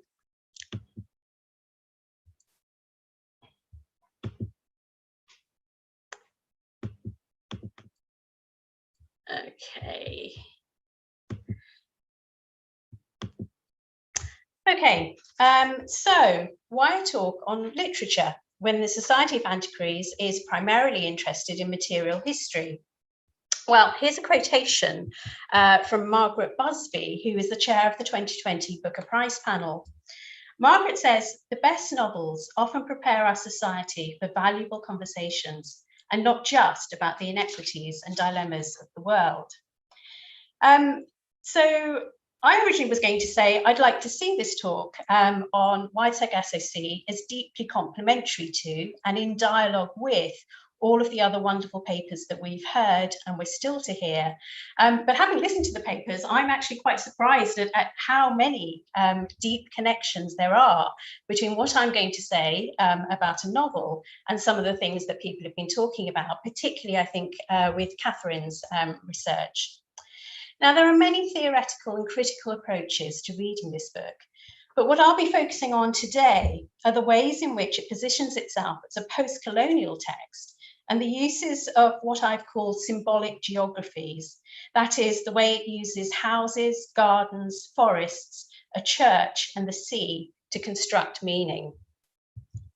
So a little bit of context, first of all, just to remind ourselves, Wide Sargasso Sea is a prequel to, a post-colonial reception of, and a response to Jane Eyre, written in 1847. It tells the story of the first Mrs. Rochester, known as Bertha Mason in Jane Eyre, but renamed as Antoinette Cosway in Wide Sargasso Sea, who is also, of course, the iconic mad woman in the attic. Wide Sargasso Sea thus reopens a narrative that had been completed in Jane Eyre. Now, Jean Rhys, on reading Jane Eyre, was particularly struck by the mutedness of Bertha Mason, the Creole heiress to whom Rochester is married, whose dowry he takes and who he then locks away in the attic of Thornfield Hall. It was this subsidiary story to the larger one of Jane Eyre's own journey that sparked Rhys's imagination, not least because she herself had a somewhat shared heritage with Bertha Mason. So Jean Rhys was born in 1890 on the Caribbean island of Dominica to a Welsh father, who arrived there as a ship's doctor, and a white Creole mother. Now, Creole here means a white naturalized Caribbean citizen, though it's a slippery term which can also be used of Caribbean people of African descent, as well as being applied to animals and plants imported by colonialists. It certainly has suspect beginnings and is a marker of colonialism's distaste for the hybridity which it itself engenders, but which it finds fearful for its very uncontainability. Rees started work on White Sagacity in 1939, but burned the manuscript when it was half completed. She returned to it in 1949, and an earlier version of the first part, talking about Antoinette's childhood, was published in 1964 in the literary journal Art and Literature. She finally finished the book in March 1966, and it was published in October that year and won the Royal Society of Literature Award. Now, post-colonial literature has been theorized as a writing back from the colonized or formerly colonized so-called margins to the imperial center, often meaning a metropolitan center. It's a broad term encompassing literature from, about, or written by authors with heritages from Asia, Africa, Australia, Latin America, amongst others, and the imperial center may be located in Europe, the US, or any other center of empire, as well as, of course, Britain. More recently, post-colonial literature has also been seen as, over time, changing what the center even means. So it's an active and evolving rather than a passive taxonomy. In the case of our book, White SocAntiquaries takes us from the decaying and ruined slave work sugar plantations of Jamaica, which some of us have just been hearing about, directly into the heartland of empire, Thornfield Hall, the big house of Jane Eyre that represents wealth, class, patriarchy. But Rees herself was aware of being a colonial voice and unsettling established literary and imperial hierarchies can be seen from a letter that she wrote to a friend in 1949.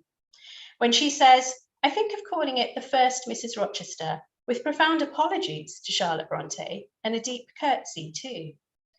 So what we can see here is a mix of humility and reverence given to the canonicity of Bronte's position, but also a kind of apologetic acknowledgement that her book will serve to decenter and destabilize Jane Eyre, which was also such a source of inspiration to Rees.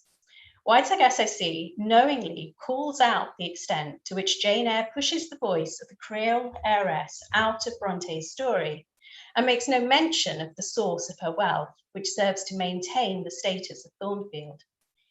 In reopening a canonical text too, Rees is interrogating the very concept of the canon, the extent to which it can ever be said to be finished, and particularly draws attention to what it excludes.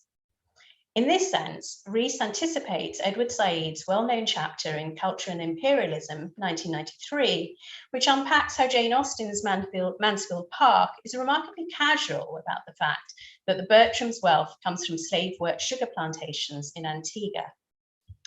However, and the reason why I've chosen this book to discuss today is that White SocAntiquaries isn't a simple or straightforward vindication of post-colonialist and feminist subjectivity. It's far more ambiguous, troubling, and complicated. And it's this radical ambivalence that makes it such a rich book to work with and to think with. So White SocAntiquaries, following Jane Eyre, is set in the 1830s after the 1833 Slave Emancipation Act. On the opening page, Antoinette hears her mother talking about her neighbours. And sorry, I've just realised I can't see my own quotes because I've got Zoom open here. Let me just move that out of the way. So Antoinette's mother says, of course, they have their own misfortunes, still waiting for this compensation the English promised when the Emancipation Act was passed. Now, this is a reference, as we've heard from Catherine's paper, to the vast compensation paid by the British government to British Caribbean slave owners for the loss of their property when slaves were freed. This places Antoinette's family. Her father, Mr. Cosway, was a slave owner, and her now widowed mother, Annette, is impoverished as the sugar plantations have fallen into decay and disuse. Their economic model crashed now that they can no longer run on slave labour. Annette herself is, quote, the widow of a slave owner, the daughter of a slave owner. Antoinette's mother then marries Mr. Mason, who's the father of the Richard Mason from his first marriage, who we meet in Jane Eyre, a wealthy man who's come out to Jamaica from England. And as the guests at their wedding assert, he came to make money, as they all do. Some of the big estates are going cheap.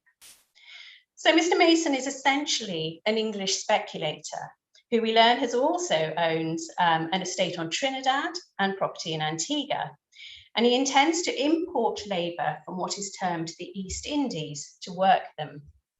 It is Mason who gives Antoinette her dowry and who arranges her fateful marriage to Mr. Rochester. So Antoinette's status as the daughter of slave owners problematizes some of the more positive readings of this book, which sees it as a bold critique of imperialism and patriarchy. She's deeply embedded within the structures of imperialism and exploitation, a challenging position and one which Rees treats with subtlety and intelligence. She refuses to look away from the realities of the colonial condition. There are also more complicated delineations of identities in the book. So the very opening lines of this book, and this is in Antoinette's voice, they say when troubles come, close ranks, and so the white people did, but we were not in their ranks. The Jamaican ladies had never approved of my mother, because she pretty, like pretty self, Christophine said. Now those phrases, the English and the white people, are used as exclusionary categories. Antoinette and her family are not of them, but they're not either part of the group of the disapproving Jamaican ladies. Indeed, one of the colonial ideas which this book resists is that the terms the Caribbean or the West Indies can have any meaningful cultural significance. In fact, the individual islands have their own particular characteristics, their own cultural and colonial histories, their own indigenous peoples with differing languages and different land and seascapes. In the opening section of the book, set in Jamaica, we see that both the black servants and the white British disapprove of Antoinette's mother, who comes from Martinique, an island colonized by the French. Christophine, too, who is given to Antoinette as a wedding present by Mr. Cosway, is regarded with suspicion by the Jamaican servants because she's also from Martinique. And as a child, Antoinette, quote, couldn't always understand her patois songs. Antoinette goes on, she says her songs were not like Jamaican songs, and she was not like the other women. Later again in the book, one of the servants tells Rochester that the English and French fought like cats and dogs on the island. So the contours of colonialism are both fraught, but also multiple. So from its opening, Whiteside SOC complicates racial categories. Antoinette's family are displaced from both the white English and the black Jamaicans. As the child Tia jeeringly says to Antoinette before her mother remarries, quote, real white people, they got gold money. So skin colour is only provisionally a meaningful signifier within the book and is inextricably bound up with financial and economic status. One of the pressing psychological anxieties of Antoinette throughout the book is this question of where does she belong? And she says to Rochester, so between you, I often wonder who I am and where is my country and where do I belong and why was I ever born at all? So this is a book which invites us to feel sympathy, deep sympathy for Antoinette and her mother Annette, who may both be oppressed by men, but which also challenges us by having these same women benefit from, even feel nostalgia for, a time made secure and comfortable for them because of the institution of slavery. Now, one of the most traumatic incidences for Antoinette is when a group of former slaves burned down the plantation house at Colubri, her beloved childhood home. On the symbolic level, this looks forward, of course, to the end of Jane Eyre and the fire which destroys Thornfield, another house financed by the profits of slavery via Antoinette's dowry, which is given to Rochester and actually has a figure on it in Whiteside SOC, £30,000, half of Mr. Mason's great fortune. But the material traces of slavery are everywhere in this book. We see it in the landscape, where the estate, before it's burned, has gone wild, now that it is no longer slave tended. And Antoinette says, "Our garden was large and beautiful as that garden in the Bible, the Garden of Eden. The tree of life grew there. But it had gone wild. All Colibri estate had gone wild, like the garden gone to bush." We see it also in the names of places, such as the village on the honeymoon island, ominously named Massacre, and the ruins of plantation houses, either abandoned or burned, scar the landscape. We also, of course, see it in the people. When the malicious Daniel, for example, meets with Rochester, part of Daniel's surely legitimate spite is against his father, Mr. Cosway, also, of course, Antoinette's father. And he says, "My father, old Cosway, with his white marble tablet in the English church at Spanish Town for all to see. It have a crest on it and a motto in Latin and words in big black letters. I never know such lies. Pious, they write up, beloved by all. Not a word about the people he buy and sell like cattle."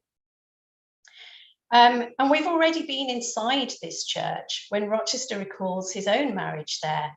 And he describes it as with marble memorial tablets on the walls, commemorating the virtues of the last generation of planters, all benevolent, all slave owners, all resting in peace. Now, Mr. Cosway, we're told repeatedly, impregnated his female slaves. And though he frees Daniel's mother when she's pregnant, no kind of consent is clearly possible within the bonds of slavery. When Daniel goes to his father, asking for some money to buy shoes, Cosway mocks him and calls him, "What's your name?" "I can't remember all their names," he says. "It's too much to expect of me," dismissing, but not disclaiming, his innumerable mixed-race, illegitimate children born to his enslaved women. Beneath this almost matter-of-fact retelling in the book lies a depth of sexualized violence and violation, which leaves its legacies in the children of slaves and, in the case of Antoinette, in the child of a slave owner. And one of the most interesting developments in critical approaches to post-colonial literature is the analysis of the effects of the psychological trauma of colonialism. Now, a phrase that is repeated throughout this book in various different terms is, "But that was a long time ago.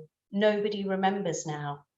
There's a kind of willed ignorance that permeates the text, but is perhaps more accurately seen as a psychological repression as a response to the psychic scarring of colonialism and slavery. When, for example, Antoinette tells Rochester that the name of their honeymoon village is Massacre, he asks, "And who was massacred there? Slaves?" And Antoinette is audibly shocked. "Not slaves. Something must have happened a long time ago. Nobody remembers now." Later again, when Rochester gets lost and stumbles across the ruins of a stone house in the middle of the forest, he asks Baptiste about the road to it. "I said, there was a road here once. Where did it lead to?" "No road," he said. "But I saw it, a pavé road, like the French made on the islands." "No road." "There was a road here sometime." "No road," he repeated obstinately. In both cases, we're left not knowing what happened in the past in either the village or that stone house, and that very silence becomes an ominous portent, alighting our imagination to all the things that might have happened in that haunted landscape. But this kind of refusal is not a reconciliation with a troubled past, and instead it's precisely this silence, this unsayability, which allows the wounds of history to linger and fester. What this book shows is that the institutions of empire, particularly slavery, have despoiled and corrupted nearly all human relations, and that deliberate forgetting is a symptom of unhealed trauma, a repression, rather than a therapeutic move towards reconciliation. So what about the title? So this is a novel where place is deeply significant. Modelled on Jane Eyre, Antoinette makes her journey from the dilapidated plantation house to the convent school first in Spanish Town, then to Grosbois on the unnamed honeymoon island, and then to the attic, of course, in Thornfield. But if we take a step back, the Sargasso Sea is a part of the North Atlantic and is thus inextricably linked to the slave ship routes. There's a myth that, somewhat like the Bermuda Triangle, that it's a dangerous place for shipping, which could get tangled in the weed floating on its surface and become trapped. Now, Rees wrote a poem in the voice of Rochester just as she was finishing writing White Sargasso Sea, which is helpful here. So Rochester's voice in this poem says, "Perhaps love would have smiled then, shown us the way across that sea. They say it's strewn with wrecks and weed infested. Few dare it, fewer still escape." So the Sargasso Sea figures in the book as the uncrossable and nearly unnavigable distances between people. In the poem, it's between Antoinette and Rochester, but also figuratively between the representatives of the colonial subject, Antoinette, and the imperial centre, Rochester, who briefly appreciates the seductive enchantment and beauty of the island, as well as of Antoinette herself, before rejecting both. Rochester says, "Everything is too much blue, too much purple, too much green, the flowers too red, the mountains too high, the hills too near." But the sea, the Sargasso Sea, doesn't only lie between the protagonists, but can also be seen as representing the gulfs constructed by colonialism itself, that have twisted, distorted, and corrupted so many of the relationships in this book, whether that's between the slave-owning Mr. Cosway and the mixed race and dispossessed children he's engendered, or the ex-slave community divided by loyalties, resentments, and mutual suspicions. The sea is wide for almost everyone in this book and almost uncrossable. Now, we've been concentrating on colonial subjectivity in our discussion of Antoinette, but this is also a book openly receptive to feminist theory, and I just very quickly want to talk a little bit about that. So Antoinette is a woman who is disoriented, displaced, dispossessed, and disenfranchised, despite having the privileges of being a slave owner's daughter and a wealthy man's stepdaughter. The £30,000 that Mr. Mason leaves her is appropriated by his son, Richard Mason, in order to purchase Rochester. And the money is transferred in total to her husband, with nothing left for the security of Antoinette herself. When Rochester later rejects her, it's in terms all too frequently applied to women. She is intemperate and unchaste, quote, words which she internalizes when in the attic. And he's all too eager to accept the scurrilous stories that Danielle tells about Antoinette. Her other faults in his eyes are her, quote, madness and her foreignness, again, qualities that are frequently gendered feminine in literary terms. Even when admiring Antoinette's beauty, Rochester thinks, long, sad, dark, alien eyes, Creole of pure English descent she may be, but they are not English or European either. In a series of transactions, Antoinette is passed through male hands, her father, Mr. Mason, Richard Mason, Rochester, who doesn't just marry her and take her money, but renames her Bertha Mason as another gesture of control and possession. So what we can see are a series of psychic blows which shatter Antoinette's sense of identity, already fragile from her unstable position within the complicated colonial hierarchy, her sense of colonial dispossession, where she is not allowed to belong either wholly to Jamaica or to the England she's heard of, but in which she doesn't really believe. For one of the paradoxes created by colonialism in this book is that Antoinette seems to long for an emotional affiliation with the Black characters in the book. Christophine becomes a kind of surrogate mother to her, and in the convent school, Antoinette wants to do her hair like Helene, who appears to be mixed race.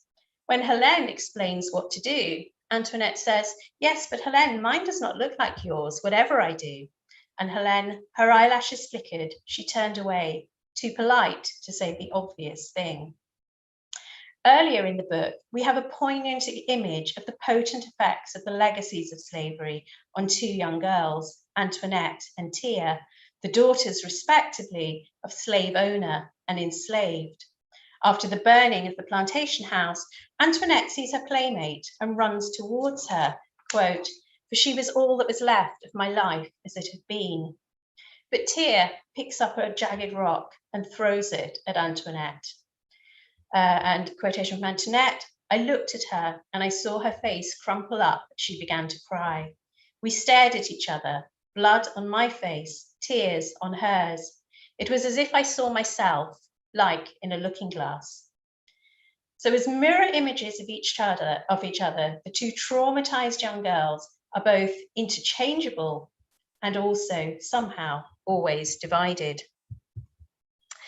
So to conclude then, this is a book that is haunted in all kinds of ways. There are the spectres of slavery in the ruined plantation houses, the abandoned sugar works and the water wheels which haven't turned in years. There are the overgrown colonial roads that once led somewhere and are now denied. There are the descendants of slave owners and slaves whose parents are memorialized in Latin tablets in the English church in the former case, or remembered for being the vulnerable objects of male slave owners' sexual desire in the latter. But Antoinette is also likened to a ghost at various points in the book, and she always feels like someone displaced in both time and space. Only briefly at the start of her marriage does she seem to experience happiness, and that is ephemeral and fleeting. All too soon, she's wandering the corridors of Thornfield at night, afraid to look about her in case she sees the ghost of which she has heard Grace Poole and others speak. But I'd like to suggest that Antoinette, in her incarnation as the mad woman in the attic, is herself an embodiment of a colonial history that was certainly more or less airbrushed out of Jane Eyre, and which is still problematically understood today. Certainly, there have been scholarly responses to this book which note that it is still written in the service of a white woman's experience, however much her subject position is inflected by colonial discourse, and that's certainly true. But I say that that's part of Rees's authenticity. She doesn't appropriate a Black perspective, and she complicates and broadens what we understand white colonial experience to be. By writing Empire and Slavery back into a canonical book like Jane Eyre, Whiteside SOC prizes open one version of history, showing it to be radically incomplete, and instead suggests that the ghost of our colonial past may well have been locked away in this figurative attic, but that it is still alive, still potent, and still able to wander the corridors of our present. Thank you.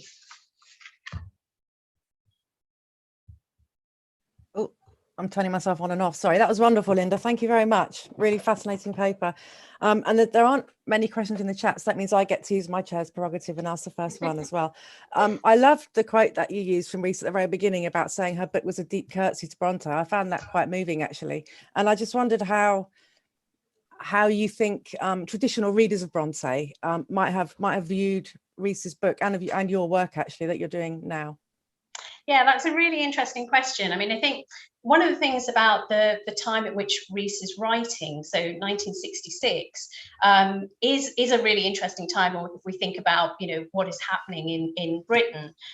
So the Empire Windrush has already arrived. We certainly have kind of some male Black writers who are starting to write about colonialism. So we have somebody like V.S. Nepal, for example, from Trinidad. We have Sam Salvin, who's writing about, I think it's Jamaicans in London. And one of the things that I think Rees does is she's very conscious of the fact that she's writing both as a white subject of colonialism, which is quite a kind of rare perspective to take, but she's also very, very conscious of the female status, I think, of her characters as well.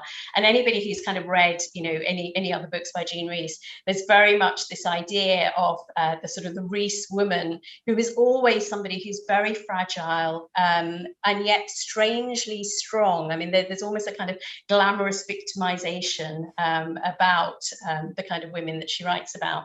So to that extent, you can kind of see how, you know, readers of Jane Eyre, and to some extent it depends obviously on how we receive Jane Eyre, you can see how readers of Jane Eyre could actually, you know, absorb what's happening here, because in some ways Antoinette has, you know, her journey does in some ways kind of reflect Jane's, although it's almost in the inverse direction. So whereas Jane is obviously moving towards that idea of, you know, some kind of selfhood, Antoinette is kind of moving in the opposite direction. But one of the really interesting things, just to finish off on that I think is that the book doesn't end with the fire at Thornfield. It ends with Antoinette dreaming about the fire at Thornfield, and it ends with her saying, "So now I know what I'm here to do," but we don't quite know what that is. So there's a really interesting relationship between the two, that we can on one hand think, you know, yes, of course, you know, she burns down Thornfield and she jumps to her death, but there's also a kind of openness that perhaps she doesn't die at the end of White Oak SOC, and perhaps there is, you know, something, if not hopeful, at least kind of open-ended about her fate. Brilliant, thank you very much. It's fascinating stuff. We have got a couple of questions and I'm going to have to ask one, I'm afraid, because we've got a minute left. I'll go with the one that popped in the box first, from John Hines. How comfortable can we be treating Mr. Rochester as conventional or representative of any particular group? Yeah, now that's a really interesting question again. And one of the things about the way in which Rochester is represented, on one hand, we can kind of see him as you know, being the kind of patriarchal figure, and the way that, you know, he renames his wife and he sleeps with the black servant, and, you know, I mean, all of that kind of thing is going on.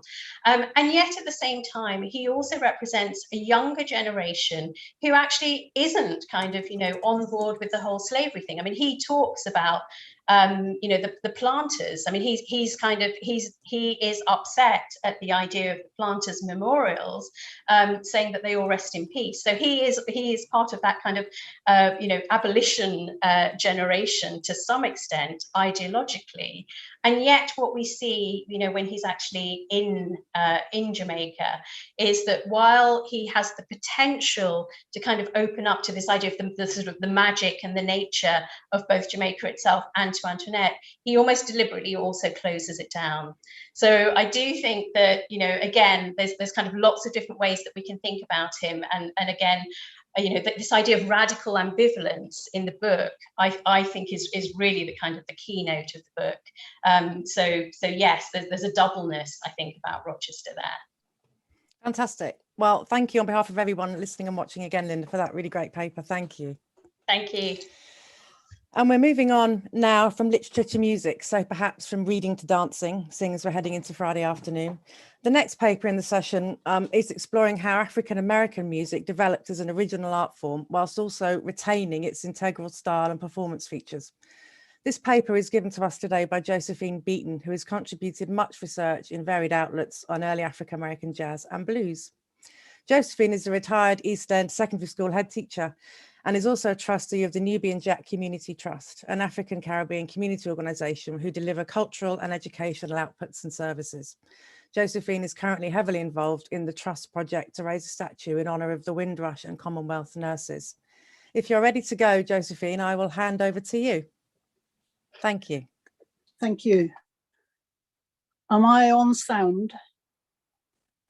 Yes, you are. We can hear and see you, yeah. Great, thank you. I want to start with a simple comment about music, which is relevant to our subject. Different cultures produce musics that differ in instrumentation, vocal styles, the purposes of the music, and the varied styles of song and dance that belong with that music. When different cultures meet, they will often each learn something new from the other and copy or adapt this new feature into their own. The fascinating thing about the musical culture of African-American music is that certain of its original characteristics have persisted despite the history, the changes in fashion of musical performance, and its spread across the world. jazz remains the only original art form to have emerged from the USA. African American music begins long before we have recordings or film to show us how it was. Nevertheless, we have some surprisingly early documentary evidence. In 1842, Charles Dickens saw a dance performance in a basement hall with a platform and a bar situated in a very run-down area of New York and an African American venue, both management and performers. Dickens was struck by the novel aspects of the dance and took notes. And the slide you can see is the gentleman we're talking about. William Henry Lane was a free man, known professionally as Master Juba, and still a teenager at the time. Dickens' very precise description suggests what would in later times be termed an eccentric dance. Accompanied by energetic violin and tambourine, he did single shuffle, double shuffle, cut and cross-cut, snapping his fingers, rolling his eyes, turning in his knees, presenting the backs of his legs in front, which is what you see in the illustration, spinning about on his toes and heels, like nothing but the man's fingers on the tambourine. This clearly refers to tap dancing. The grand ending was a leap from the floor onto the bar counter In his day, Lane was commonly acclaimed as the best contemporary exponent of popular dance against all comers, including white dancers. In 1947, an American dance historian wrote, "The repertoire of any current tap dancer contains elements which were established theatrically by him." An English academic study of 2008 states, "In Lane's dancing, the Irish jig was assimilated into African American vernacular dance and was not only considerably embellished, but forged into a new form that had a profound impact." So Juba didn't copy, but adapted to his own style: rhythmic, percussive, athletic, varied tempo, and full body movement, as compared with the Irish jig, where the upper body is kept upright. Reaching Richmond, Virginia, Dickens made a point of observing the effects of the institution of slavery, which he strongly opposed, and made a visit to a tobacco factory where the workmen were enslaved. They were working quietly. He wrote, "After 2 o'clock in the day, they are allowed to sing a certain number at a time.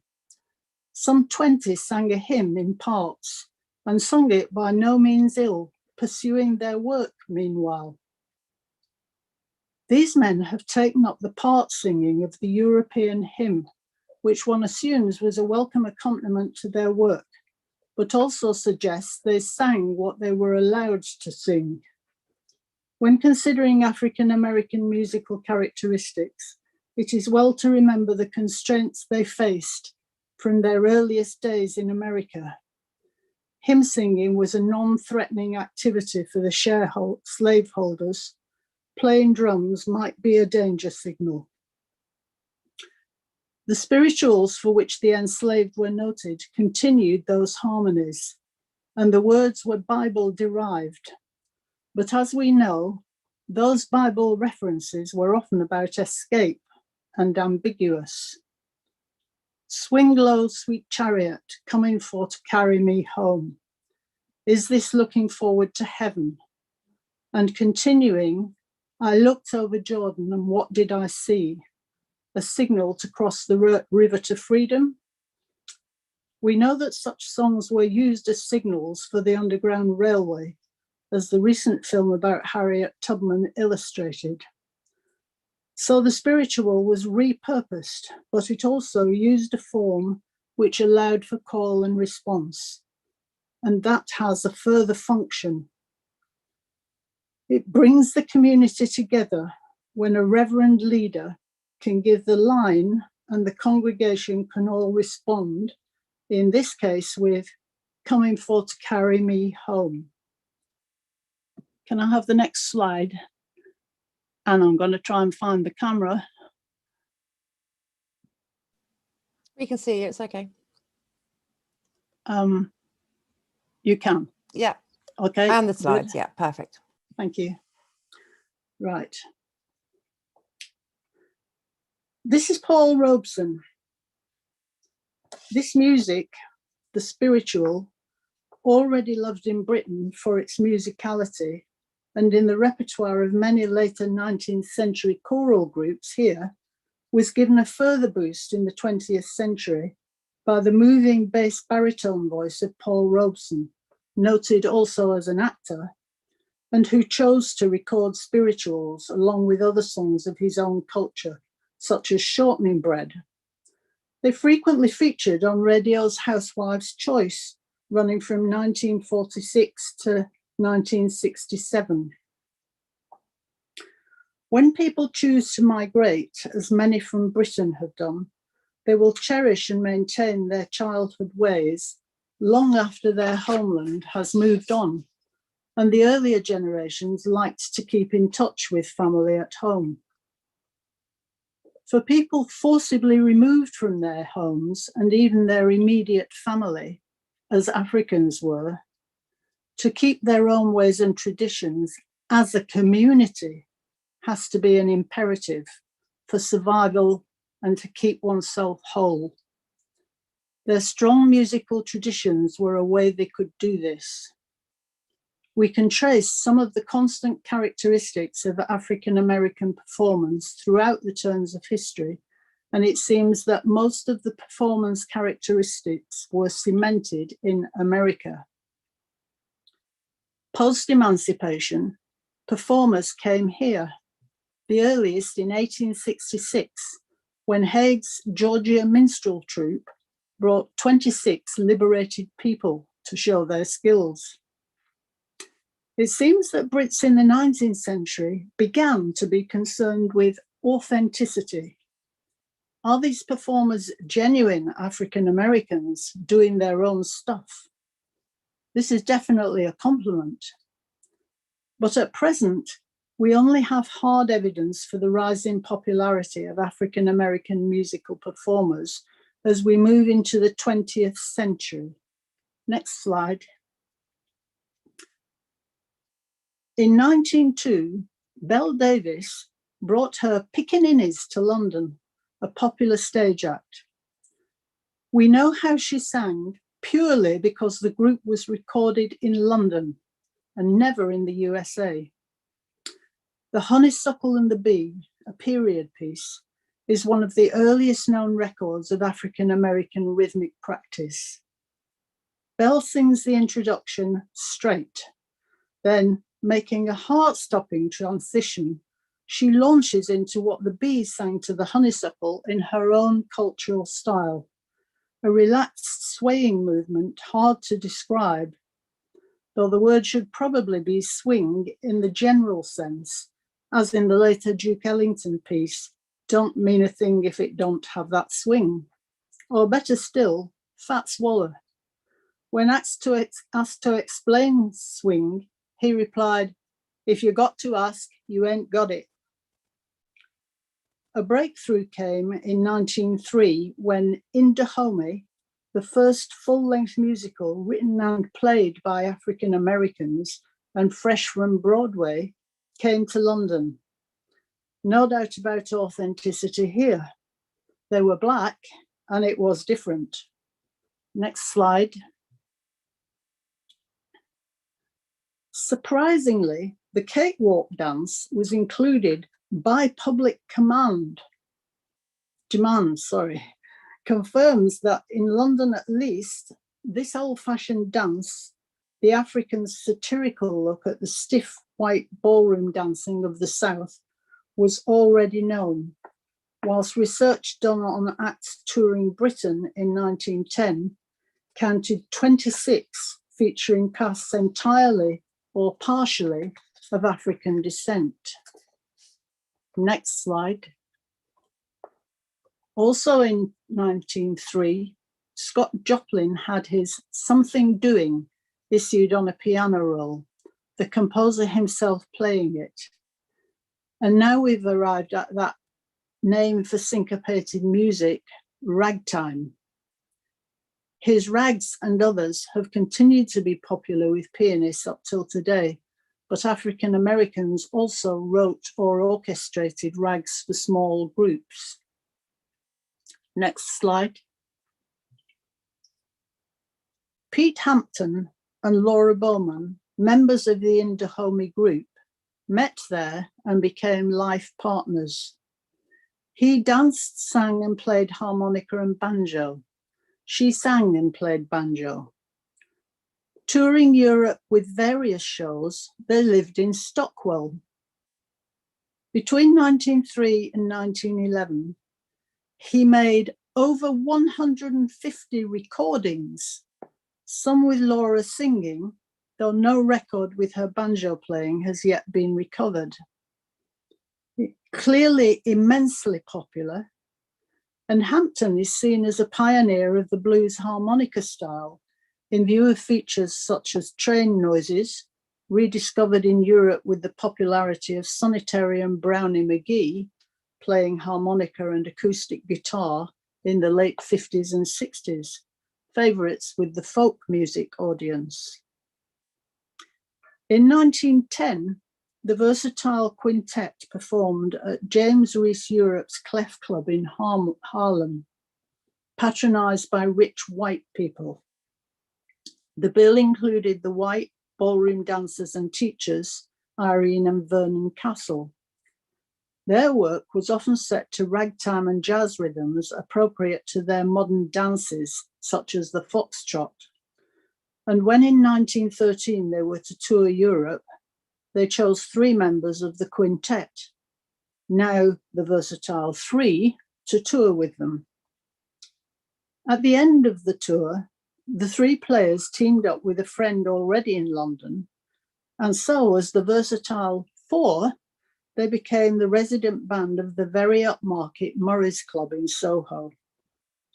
The club closed in the summer, and the group would then work the music halls and other venues across the country, reaching a varied audience.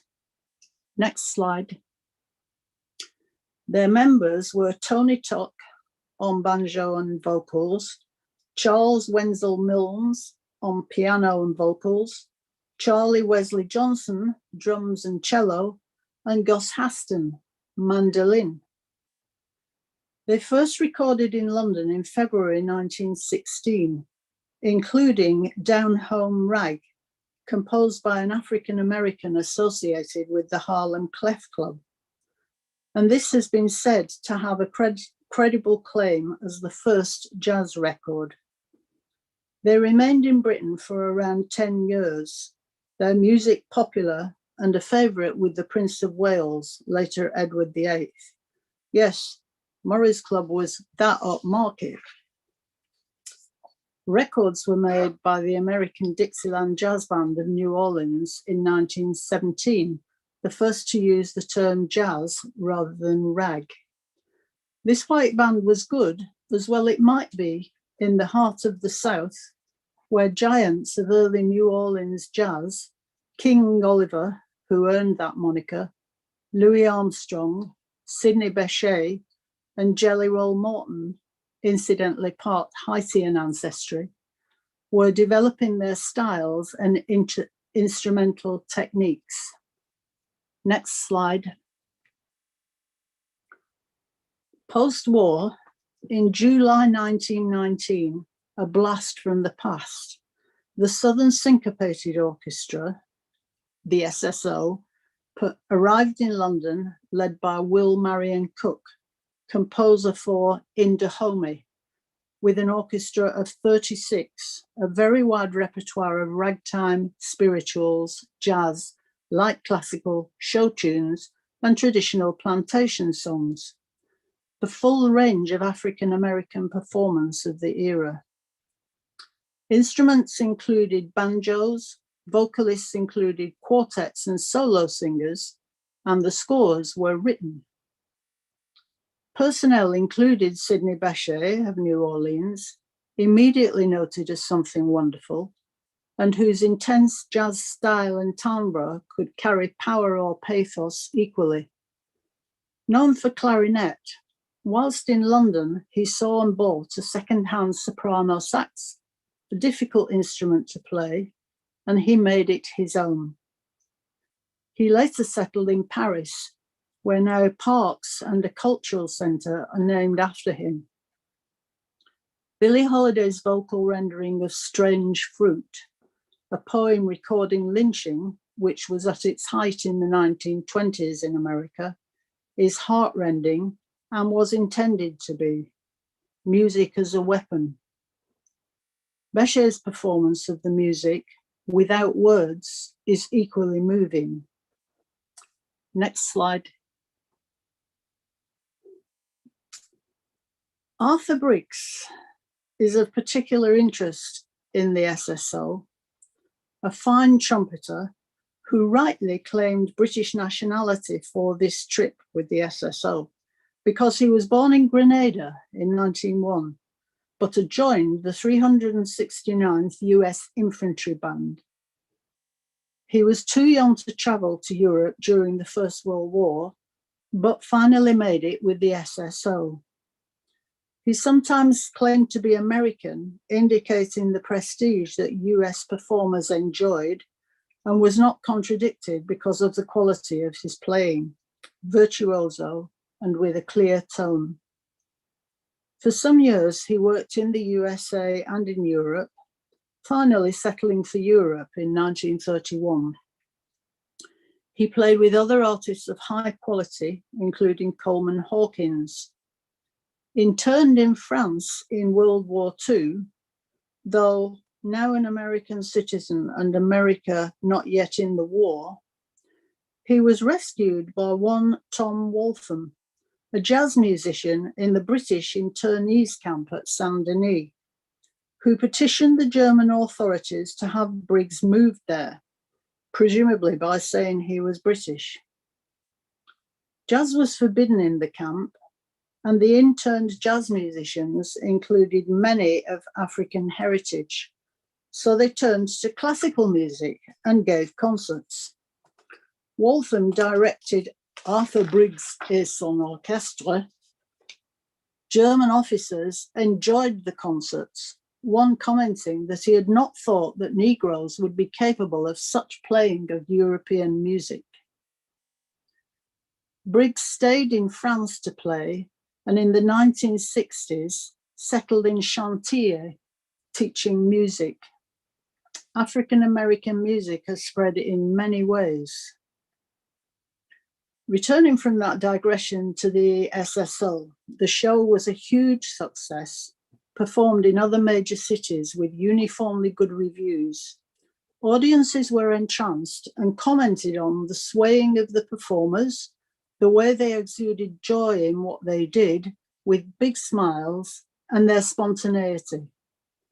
It ran until December, longer than expected, so that some performers had to leave for another contract or other obligations. At first, replacements could be found amongst other African Americans already here, but finding other authentic people of African descent was an issue. Trained musicians were to be found from amongst Caribbean and African citizens, as we just saw, sometimes trained in military or police bands, and also vocalists, including some merchant seamen.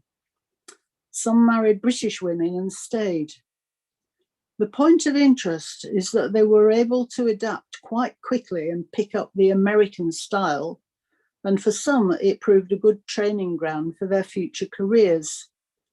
Some of the musicians took on small group work in clubs from the outset, resulting in an invitation from the Prince of Wales to play at Buckingham Palace. Natalie Spencer, a white replacement pianist, gave her account of how Will Marion Cook maintained improvisation and individuality in an orchestra, all new to her. When a new piece was rehearsed, the score was played as written until familiar. But then, she says, first conceptions are improved upon individually.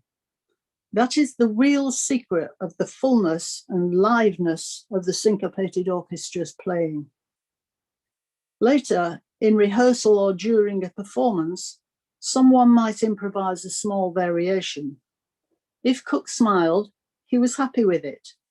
No baton, only his right hand moving slightly. But a pleased and growing smile said, "That's right." Lifted eyebrows and a puckered mouth meant softly. Both hands in his pockets and a vigorous nod said, "All out, loud as you can." Modified versions of the original orchestra with new conductors and still a varied offer continued into 1921 with shows in Paris and Vienna, for example. The aftermath of the SSO had equally important consequences. Some individuals and a plethora of small groups spread the African American style further afield through the 1920s. The Hammersmith Palais de Danse opened in November 1919, where anyone could go to dance as long as they could buy the ticket and were suitably dressed. Evening dress and a title not required. The castle's plan to promote modern social dancing had succeeded and had also created a demand for syncopating jazz bands. One Next minute, slide. Josephine, please. Sorry to interrupt you. 1 minute, thank you.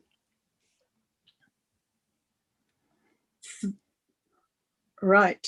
3 African Americans, former SSL players, were Ellis Jackson, multi-instrumentalist, Milford Warren, horns player, and Al Young, drums and vocal, both in 1919.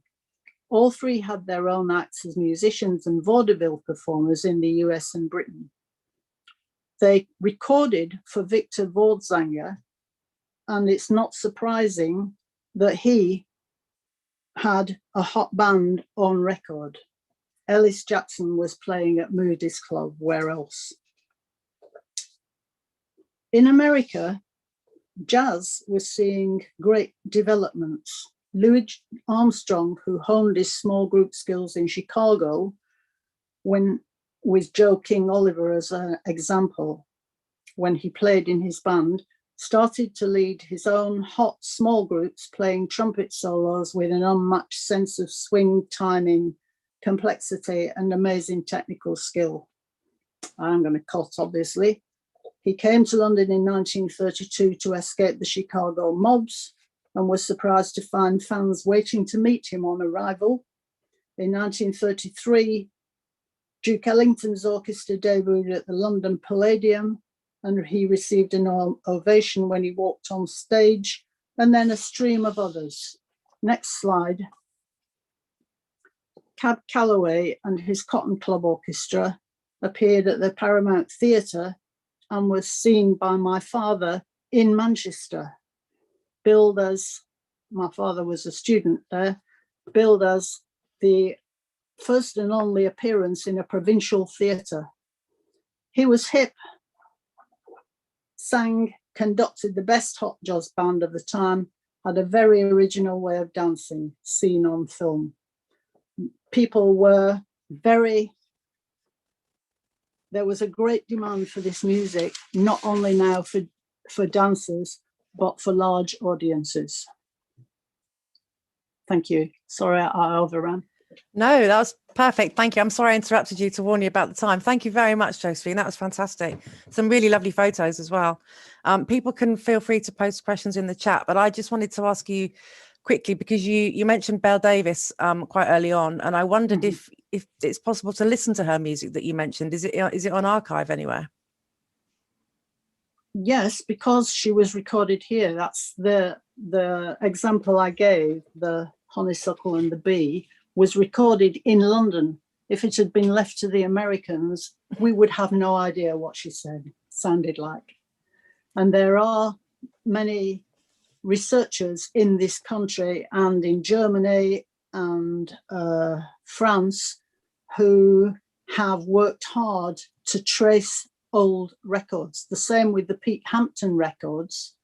You know, he recorded so many and was obviously so popular that they have been able to recover a lot of his records. They've got most of his records, but we've still not managed to get one showing his lady on the banjo. But it's ongoing research. So where would you try and look for those then? Whereabouts would you think you might be lucky and find one? It's going to be in someone's personal collection, presumably. Originally, people found them in junk shops. When I was first in London in the 70s, there were lots of junk shops that were selling 78s, and there's still a few, but probably the best stuff has been taken from them by that time. But the other place where you can see them is when people are selling them online. And then, although you can't necessarily hear them, you can say, here's another Pete Hampton. Wonderful. Fraser has just posted in the chat to the panelists, actually. I wonder if you mind putting it in all attendees, Fraser. He's put a YouTube link, which I presume is what we've been talking about. Thanks for that, Fraser, though. Has anyone else got any questions they'd like to ask Josephine while we've got her here? Okay, well, that's left up to me to say a million thank yous again, Josephine, for that wonderful paper. That was really interesting, fabulous stuff. We should have had a soundtrack playing in the background, really, but we didn't get around to that this time. Maybe next time. Yes, it would be nice. Yeah. And I also like the fact that these people, the earlier people like Will Marion Cook, their parents or their grandparents may have been slaves, and what they produced when they were free, something else, and they've given something to the world which has given many people a lot of pleasure and also a fine art. Absolutely, yeah, wonderful. Thank you again very much on behalf of everyone attending today, Josephine. That was great. Thank you. Thank you. And to conclude this session, I'd like to thank both our speakers again. That was a wonderful exploration of literature and music within this wider topic. And we're going to close this session for now, but we're going to leave the Zoom open, of course, because we're going to have a short break now. And we're going to come back at 5 o'clock for the keynote by Raksha Dave, introduced by Natalie Cohen. So please stay for that. See you in a bit. Thanks a lot, everyone. Thank you.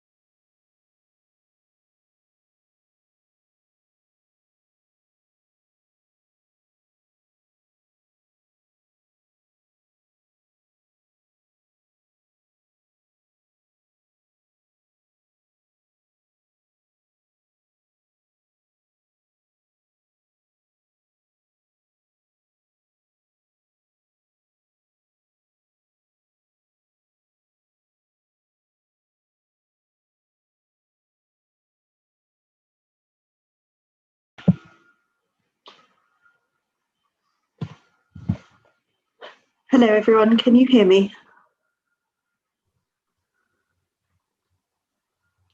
Yes. Fantastic, that is good. Shall I start my video or not really? Just give me one moment, I'm just going to do some introductions if that's okay. Yeah, sure. Lovely, thank you. Hello everyone, and welcome back to our seminar, Intertwined Histories, the Legacies of Colonialism and Empire, which has been organised for us this afternoon by our Communications and Events Manager, Danielle, and our Governance Officer, Linda. I'd like to thank all of our speakers for a really thought-provoking afternoon. My name is Natalie Cohen.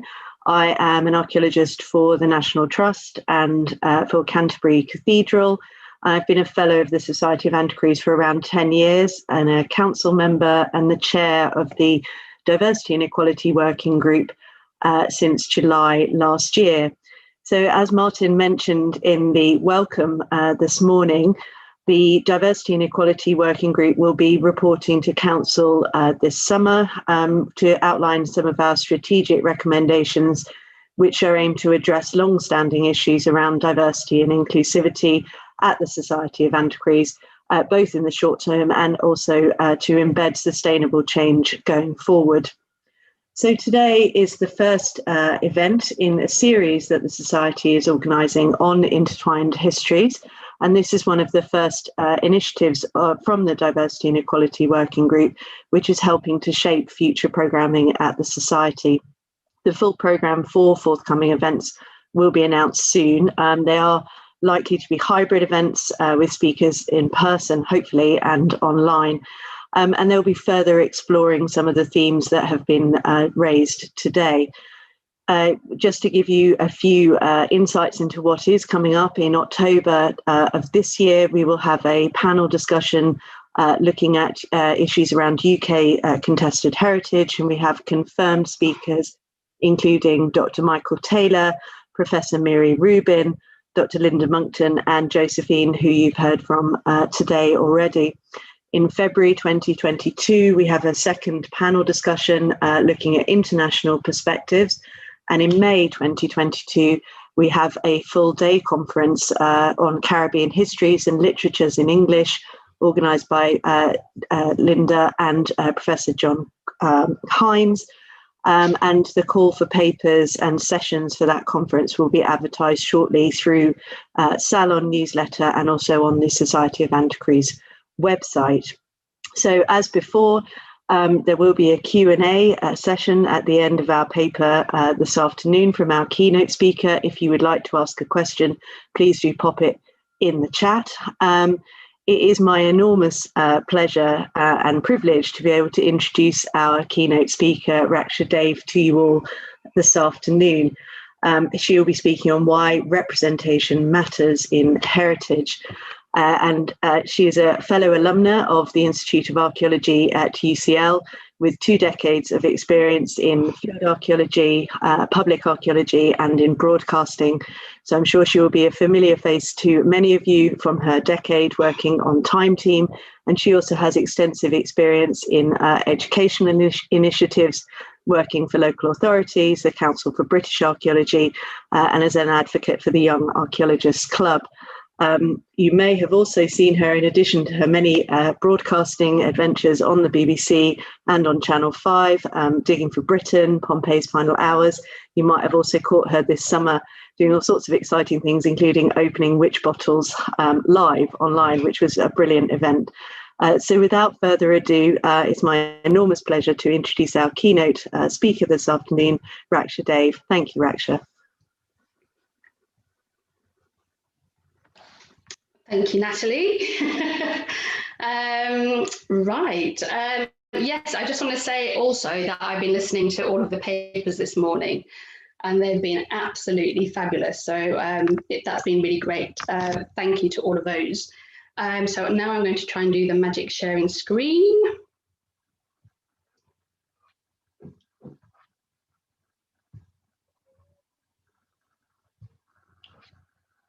Right.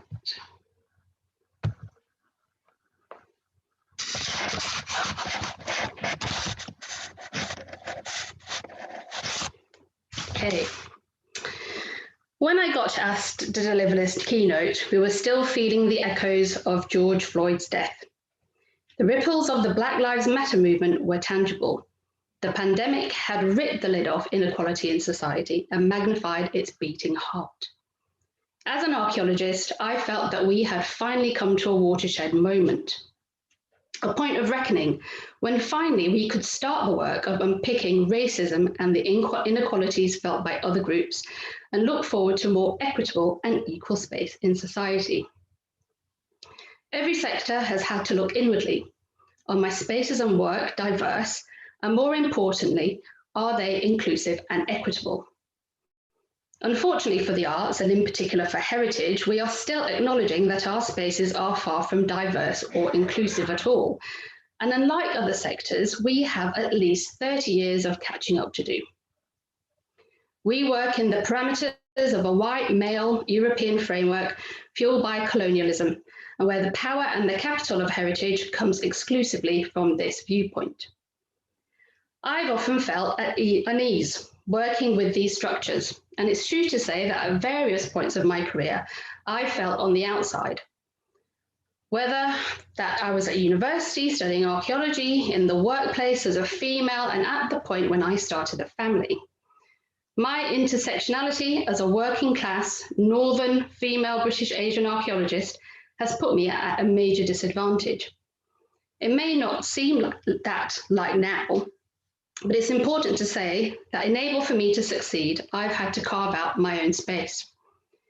The system as it stands doesn't work for people like me. I don't think I've ever enjoyed working in a heritage organisation as a paid employee. I felt creatively stymied, bullied, gaslit, unsupported or undervalued as an asset within a company. Unfortunately, I know that this experience is not inclusively my own, as heritage hemorrhages talent on a daily basis. But what I find most frustrating is that I know that it doesn't have to be like this. Having worked in two different sectors, one in a local authority and now in broadcasting, I know that there is light at the end of the tunnel, that for heritage to move forward to a more equitable space, we need to look outwards to other industries where their revolutions happened decades ago, or perhaps where they are striving to actively make changes now. It's important to remember that this keynote is not intended to depress or threaten. It's important that we start a conversation for people not to feel attacked, for people to bend rather than break. And I hope that after listening, organisations like the Society of Antiquaries move forward to a period of reflection, resulting in much needed action. So what is diversity? Diversity and inclusion are two interconnected concepts, but they are far from interchangeable. Diversity is about representation or the makeup of an entity, contributors or workforce. Inclusion is about how well the contributions, presence and perspectives of different people are valued and integrated into an environment. It's important to remember that you could work in an environment where many different genders, races, nationalities, and sexual orientations or identities are present. But if only the perspective of a certain group is valued or carry any authority or influence, your workplace may be diverse, but it's not inclusive. But why is this important? It's the power of bringing people together who think differently from one another. This is intrinsically important to the whole of society, but especially pertinent to the field in which we work, the heritage sector, where our very job is our role to tell the stories of the human experience on this planet. Surely by having an equitable framework by which we do this is a necessity. The very idea that we have been conducting fieldwork, interpreting material culture, and dominating world narratives from a white Western European viewpoint is preposterous. In fact, it's perspective blindness. So, perspective blindness, what does that mean? It refers to the fact that we are oblivious to our blind spots, that we perceive and interpret the world from a narrow frame of reference and underestimate the extent to which we learn from people with different points of view. It means that we miss the complexity of people, their lives and their lived experience, their stories which would further enrich the historical and archaeological record. Where are the narratives for children, people of colour, Indigenous communities, people with disabilities, neurodivergence and LGBTQ people of the past? It's arrogant to think that these people who belong in our society today did not contribute or live in societies of the past either. Cultural decolonisation is the starting process for this, the undoing of colonialism, deconstructing the ways we think and interpret cultures and their cultural material. For us to design diverse and inclusive research whilst repositioning debate by creating multidisciplinary research teams. Inevitably, there has been a backlash to the work that we have started, the vilification of colleagues, work that started with people of colour, some of which is now being undertaken by allies. Unfortunately, this has led to threats towards heritage professionals and heritage institutions. We are now threatened by proposed funding cuts and control over governance structures at board level. It seems that we have now found ourselves within a fake culture war. Those alternative narratives, sometimes uncomfortable truths, are not palatable to the people who benefit from these power structures. As David Olusoga eloquently pointed out, history, after all, is a process, not a position. And he's right. Our job is to be reflexive. Archaeology and history isn't a sports fixture where you can pick out the edited highlights. I personally like to call this straight to dessert. So let's imagine we're at a restaurant. We all know that we should eat a balanced diet, but really we want to skip the starter and a main and head straight to dessert. And why not? It's sweet, it makes me smile, I'm vaguely heady and euphoric. I know I should choose vegetables, proteins, and good carbs because in the long run, I will benefit. And there it is, the elephant in the room. You can't pick and choose what you want to hear from history because just like continuously eating dessert, it will ultimately make you sick.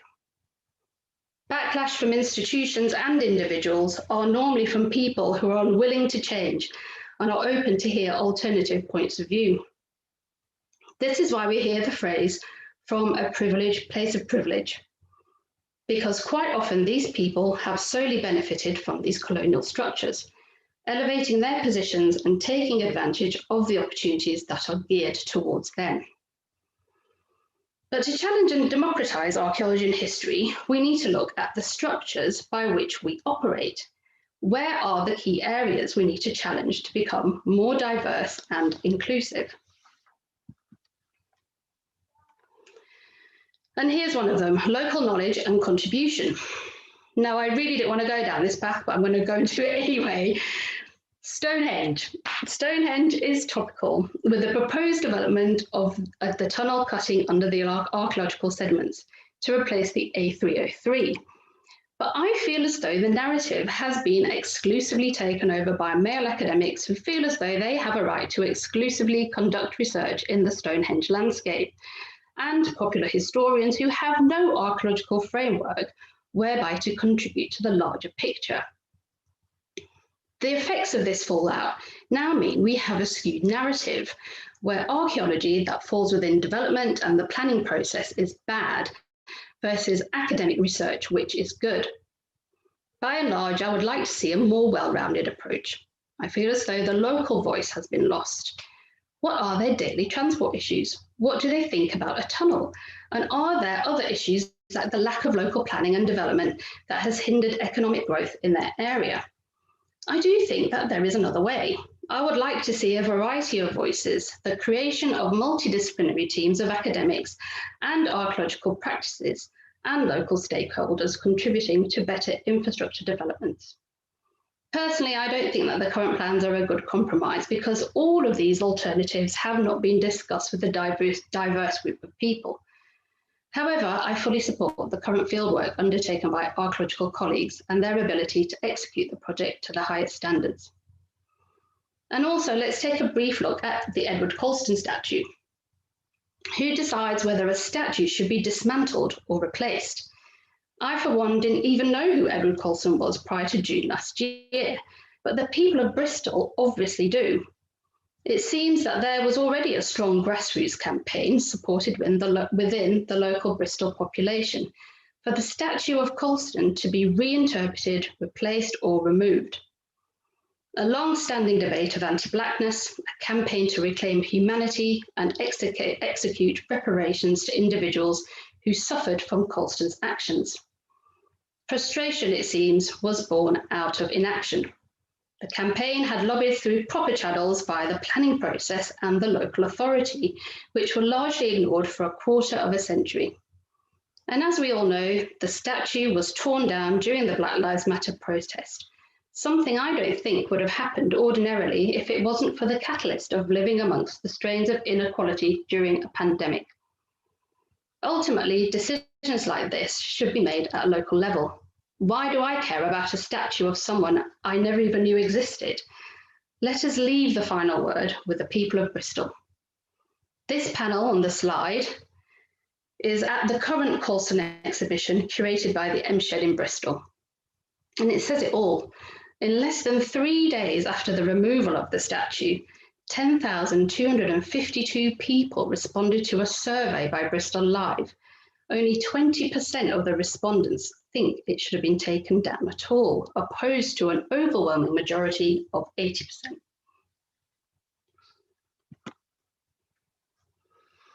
So what about fieldwork and research? International fieldwork teams can comprise exclusively of European and North American archaeologists at professional or student level. This is problematic. The idea that teams would operate without the input of local archaeologists or use local archaeologists in lower ranks within team hierarchies or as labourers. I certainly witnessed this during filming in Egypt. There is a pervasive colonial structure that still operates within Egyptology and Egyptian archaeology. I was also quite shocked by the terms of reference. European teams still refer to themselves as missions. I'm guessing this is extrapolated from the word missionaries, bizarrely naming them as such in a possible bid to save the local populations from their own material culture.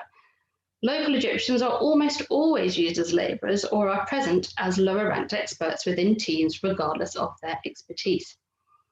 Exclusive European teams is a real world issue.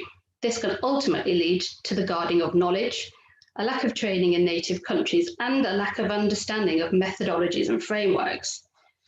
In some cases, it can exclude from meaningful research and discussion about their own heritage, curation, and the management of heritage assets. And what about Indigenous communities? I'd like to see more engagement with Indigenous archaeologists and communities.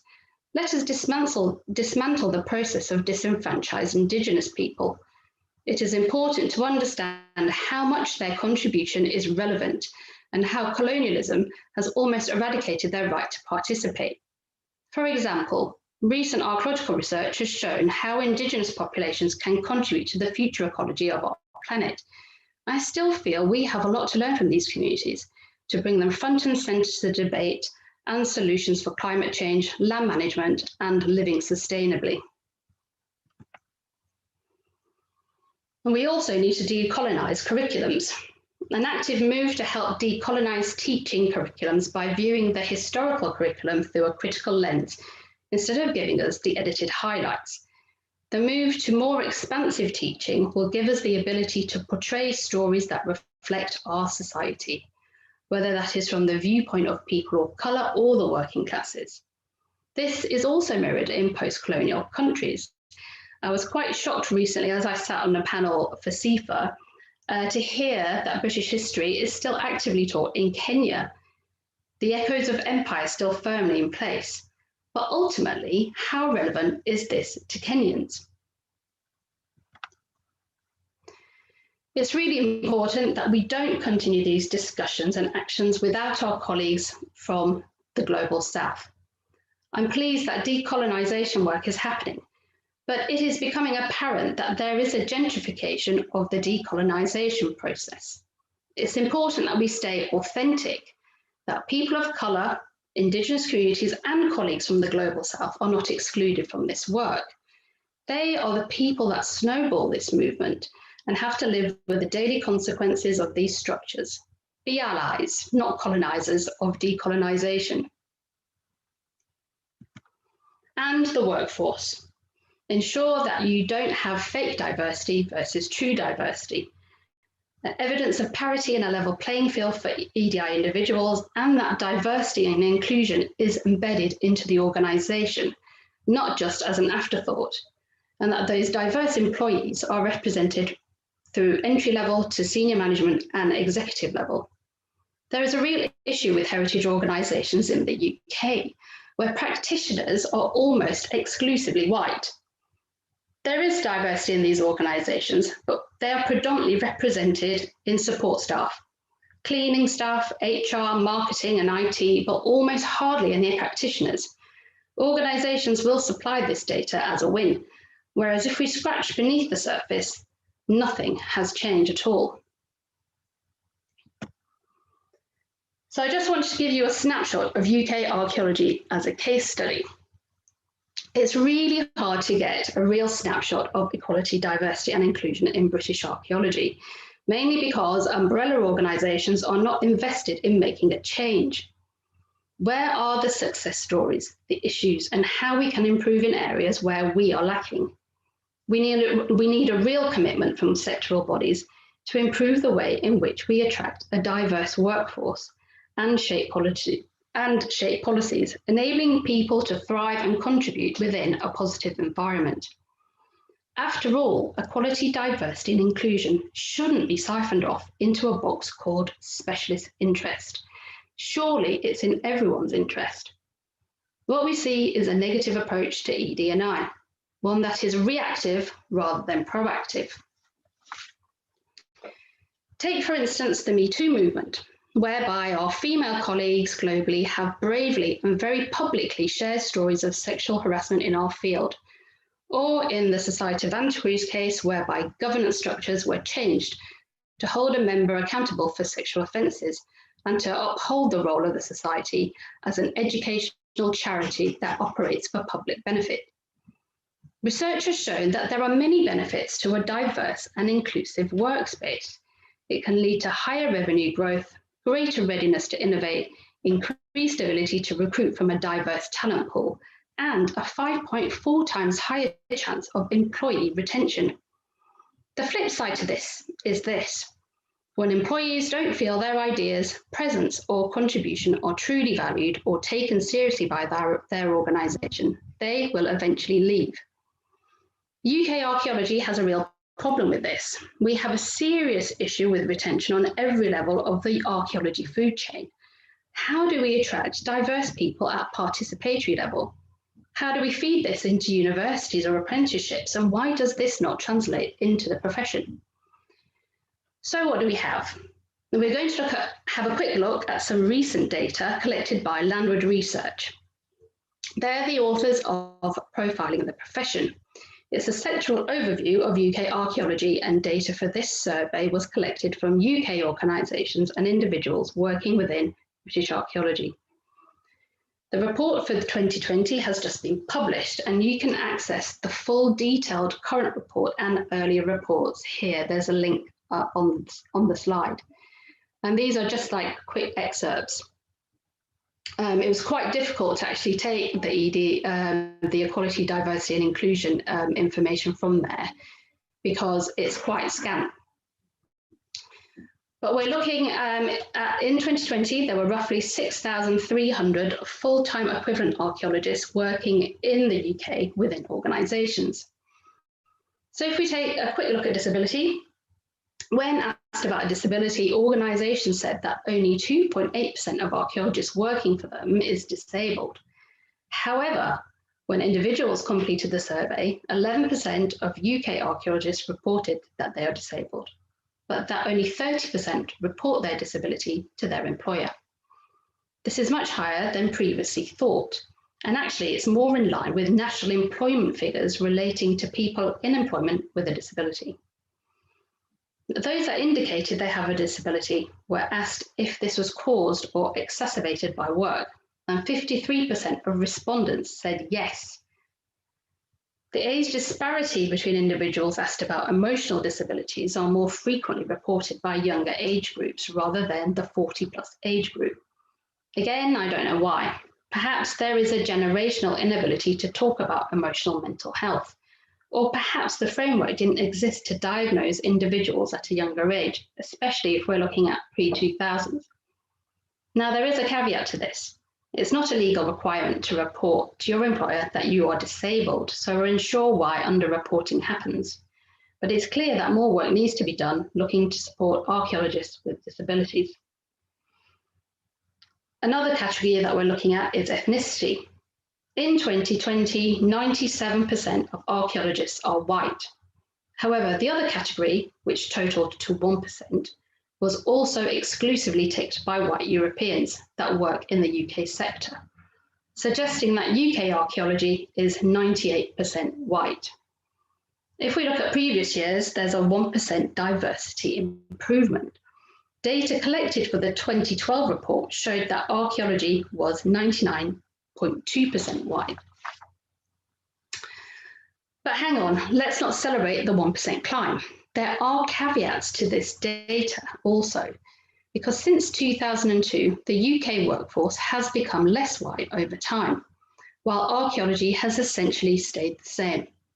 The small changes in the 2020 data are within the margins of error, and Landward suggests that they cannot say that an increase of 1% in the number of BAME archaeologists is the result of change in the sector or a result of that year's sampling.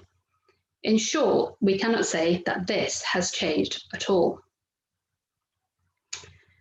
So if we look at harassment policies, 98% of organisations have a sexual harassment policy, 41% have a no retaliation policy, but only 25% of UK archaeologists are employed by organisations that provide sexual harassment training for all employees. Interestingly, sole traders and partnerships usually don't have employees and don't think that they need these policies, which I consider quite odd, especially if they are predominantly engaged in lone working. They simply don't see the need for training or safeguarding themselves. So gender and age. 53% of UK archaeologists are men and 47% are women. Over time, since the start of data collection for profiling the profession, the proportion of women in UK archaeology roles has been increasing. And in the 2020 report, the gender balance in the profession matched the data for the entire workforce. People identified as other genders, and they were reported. Individuals reported identifying as other genders opposed to a handful of staff as reported by organisations. Lambert suggests that these numbers slightly affect the dataset, but all the results by employers and individuals are within 1% of each other. There does, however, seem to be some good news. Data from the 2012 report highlighted the phenomena of women being pushed out of archaeology in their 30s before they reach their 40s, potentially due to family duties disproportionately affecting women. The dataset for 2020, however, suggests that there is now no such ceiling. However, Landward are unable to make a clear analysis of whether this is due to generational trends due to the 7-year reporting gap. The data does indicate that there is no such ceiling. However, there is no extra analysis of where these women sit within these organisations. How many are represented at senior management level? Has government policies such as childcare grants, paternity leave and parental rights enable women to stay in the profession? And how many leave because of gender-related issues? Of course, we don't know, but we can speculate. Now, this leads on to carers' responsibilities. 29% of UK professional archaeologists are carers for children, theirs or others, whereas 6% of UK professionals are carers for other adults. Now, Landward realised that one of the correlations discovered during the analysis was between age and carer duty. Almost half of the archaeologists in their 40s were caring for children, whereas for adults, it peaked for archaeologists in their 50s. I'm imagining that this is where we will see a trend as populations grow older. The need to care for adults will become the norm, and employers will need to be more supportive towards the caring duties and responsibilities of these age groups. So, what about the solutions? As you can see, the data doesn't paint a very diverse and inclusive sector. There are obviously issues, but what about the solutions? What can we do to support our workforce, but also to address those key areas in how and which we do our work?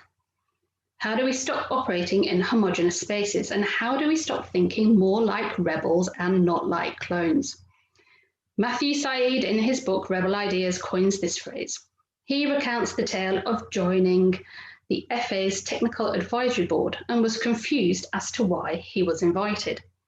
He accepted, as did a lot of other individuals who had no direct expertise in football either. But what he found was exhilarating, and I paraphrase, diverse groups express radically different properties. It was fascinating to see how people who were not experts in football were nevertheless able to pierce through to some of the underlying weakness, whether in recruitment or coaching methods, or bring a fresh perspective to media relations. Rebel ideas were often rejected. Exchanges were robust, but always led to divergent thinking and more sophisticated solutions. So how do we think more like rebels?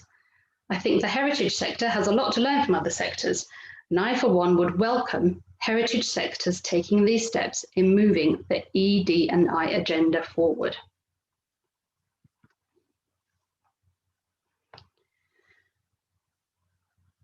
So, what about the long-term and possible solutions?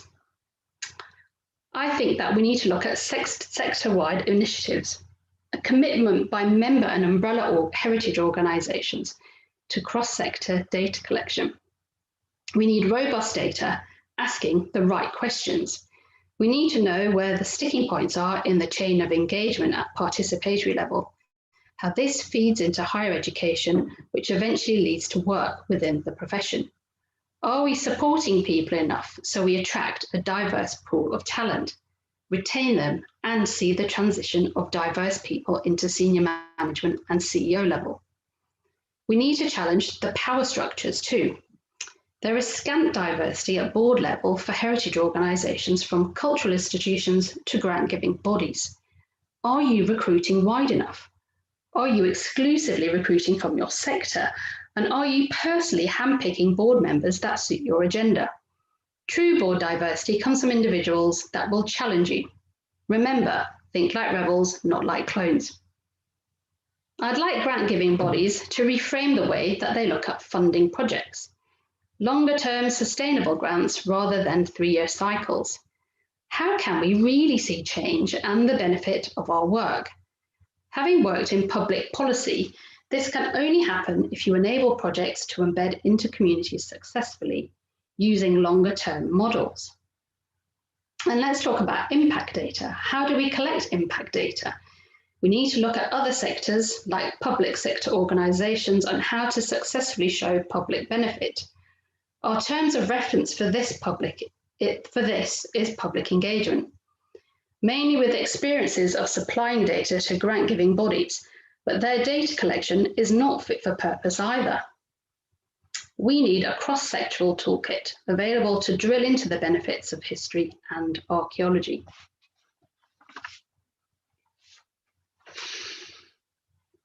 Higher education institutions need to challenge the terms of references for bursaries. There's no point in being too selective in which groups of ethnic minorities can access funds, because as we can see from diversity data, that this doesn't translate into the profession anyway. All bursaries are almost exclusively for postgraduate degrees, but there is a bigger problem, the supply chain. And what are you doing to attract diverse students for them to take that first step onto the undergraduate ladder? I'd like for us to look to other sectors. Other sectors like engineering, science, and local government have diverse pools of talent. Heritage obviously has a problem with recruitment and diverse participation at all levels. It is time to look beyond the fences of heritage and look to other sectors to see how successfully they attract diverse thinkers. Local authorities are some of the most diverse workplaces, but admittedly, outside of the Greater London and other urban areas, there are issues with representation at senior management level. However, there are many areas where they succeed and we can learn. Perhaps it is because of the very nature of their business, that they are there to serve their local communities and by and large reflect the people that they provide a service to. But surely this is what heritage needs to strive towards too. Local authorities have long established outreach and engagement programs and the right tools to embed projects into society around them. They have robust impact studies showing public benefit, which leads on to shaping local agendas. They are ingrained in everyday business, as is the retention of local stakeholders. I'd also like to see us emulate successful outreach programs that other sectors roll out. STEM programs were particularly designed to attract and encourage girls and young women to potential careers in these sectors. Traditionally, careers in this sector were predominantly populated by males, so successful STEM engagement programs like STEMettes and Girl Geeks has had a positive impact in turning the tide of uptake of future roles for females. Or also for us to look at sectors that realise immediate action is needed, just like broadcasting. Employees in this sector have been predominantly white, male, and traditionally from wealthy socioeconomic backgrounds.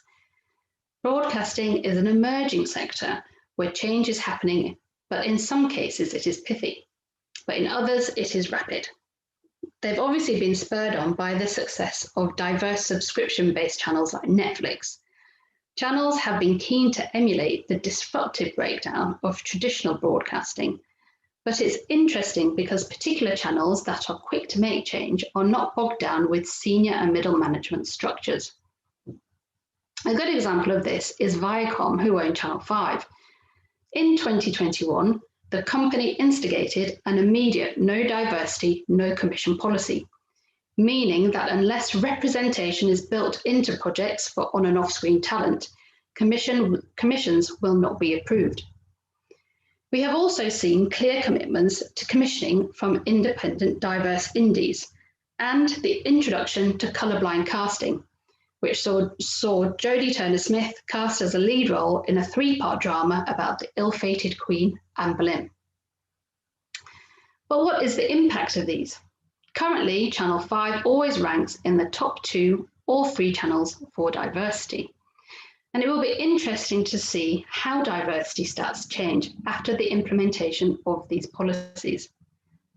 Ironically, the BBC, the UK's public broadcaster, lags behind in diversity targets compared to Channel 4 and Viacom-owned Channel 5. But what can we do as individuals? If you're a leader, show effective leadership. Acknowledge that there's an issue and respond accordingly. If your organisation is criticised for the lack of diversity or inclusion, it is your responsibility to act accordingly as a CEO. You shouldn't leave it to staff to pick up the rebuttals, make excuses on your behalf, or for you to take ownership. Allyship. Find out what this means and share the power instead of adding to the echo chamber and keeping the power to yourself. Speak up when you see aggression, support equality and diversity inclusion individuals, and stand up for people who don't have the same capital as you. Help elevate other people's voices that are not heard, or make sure others get access to opportunities like attending panels and conferences or invites to boards. Personally, if somebody asks me, I always send a suggested list of alternatives to organisers and always check to see who the other speakers are before I accept, to ensure that there is an equitable representation of voices. As you can see, we have a lot of work to do. Diversity, inclusion and equality isn't just a buzzword. Let's make that change so we can welcome more critical thinking into our research and explore multiple narratives that are truly representative of the human story. I'd like to thank the Society of Antiquaries for asking me to deliver this keynote, and I'm pleased to say that this is the beginning of a series of events planned by their Diversity and Equality Working Group.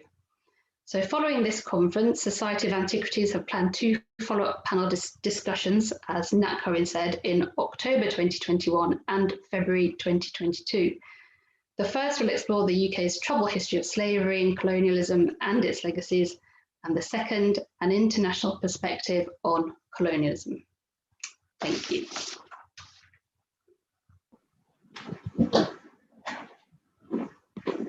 Thank you so much, Raksha. That was a really amazing paper, through which I was writing down questions, but quite a few of which you then answered through the paper. So I have, if I may, I'll start with one question that's just come to mind. Thinking around your discussion, particularly of board appointments and those sort of higher level sort of strategy appointments and the people who are actually in charge, and the recent challenges around some of those board appointments that we've been seeing in the press from government.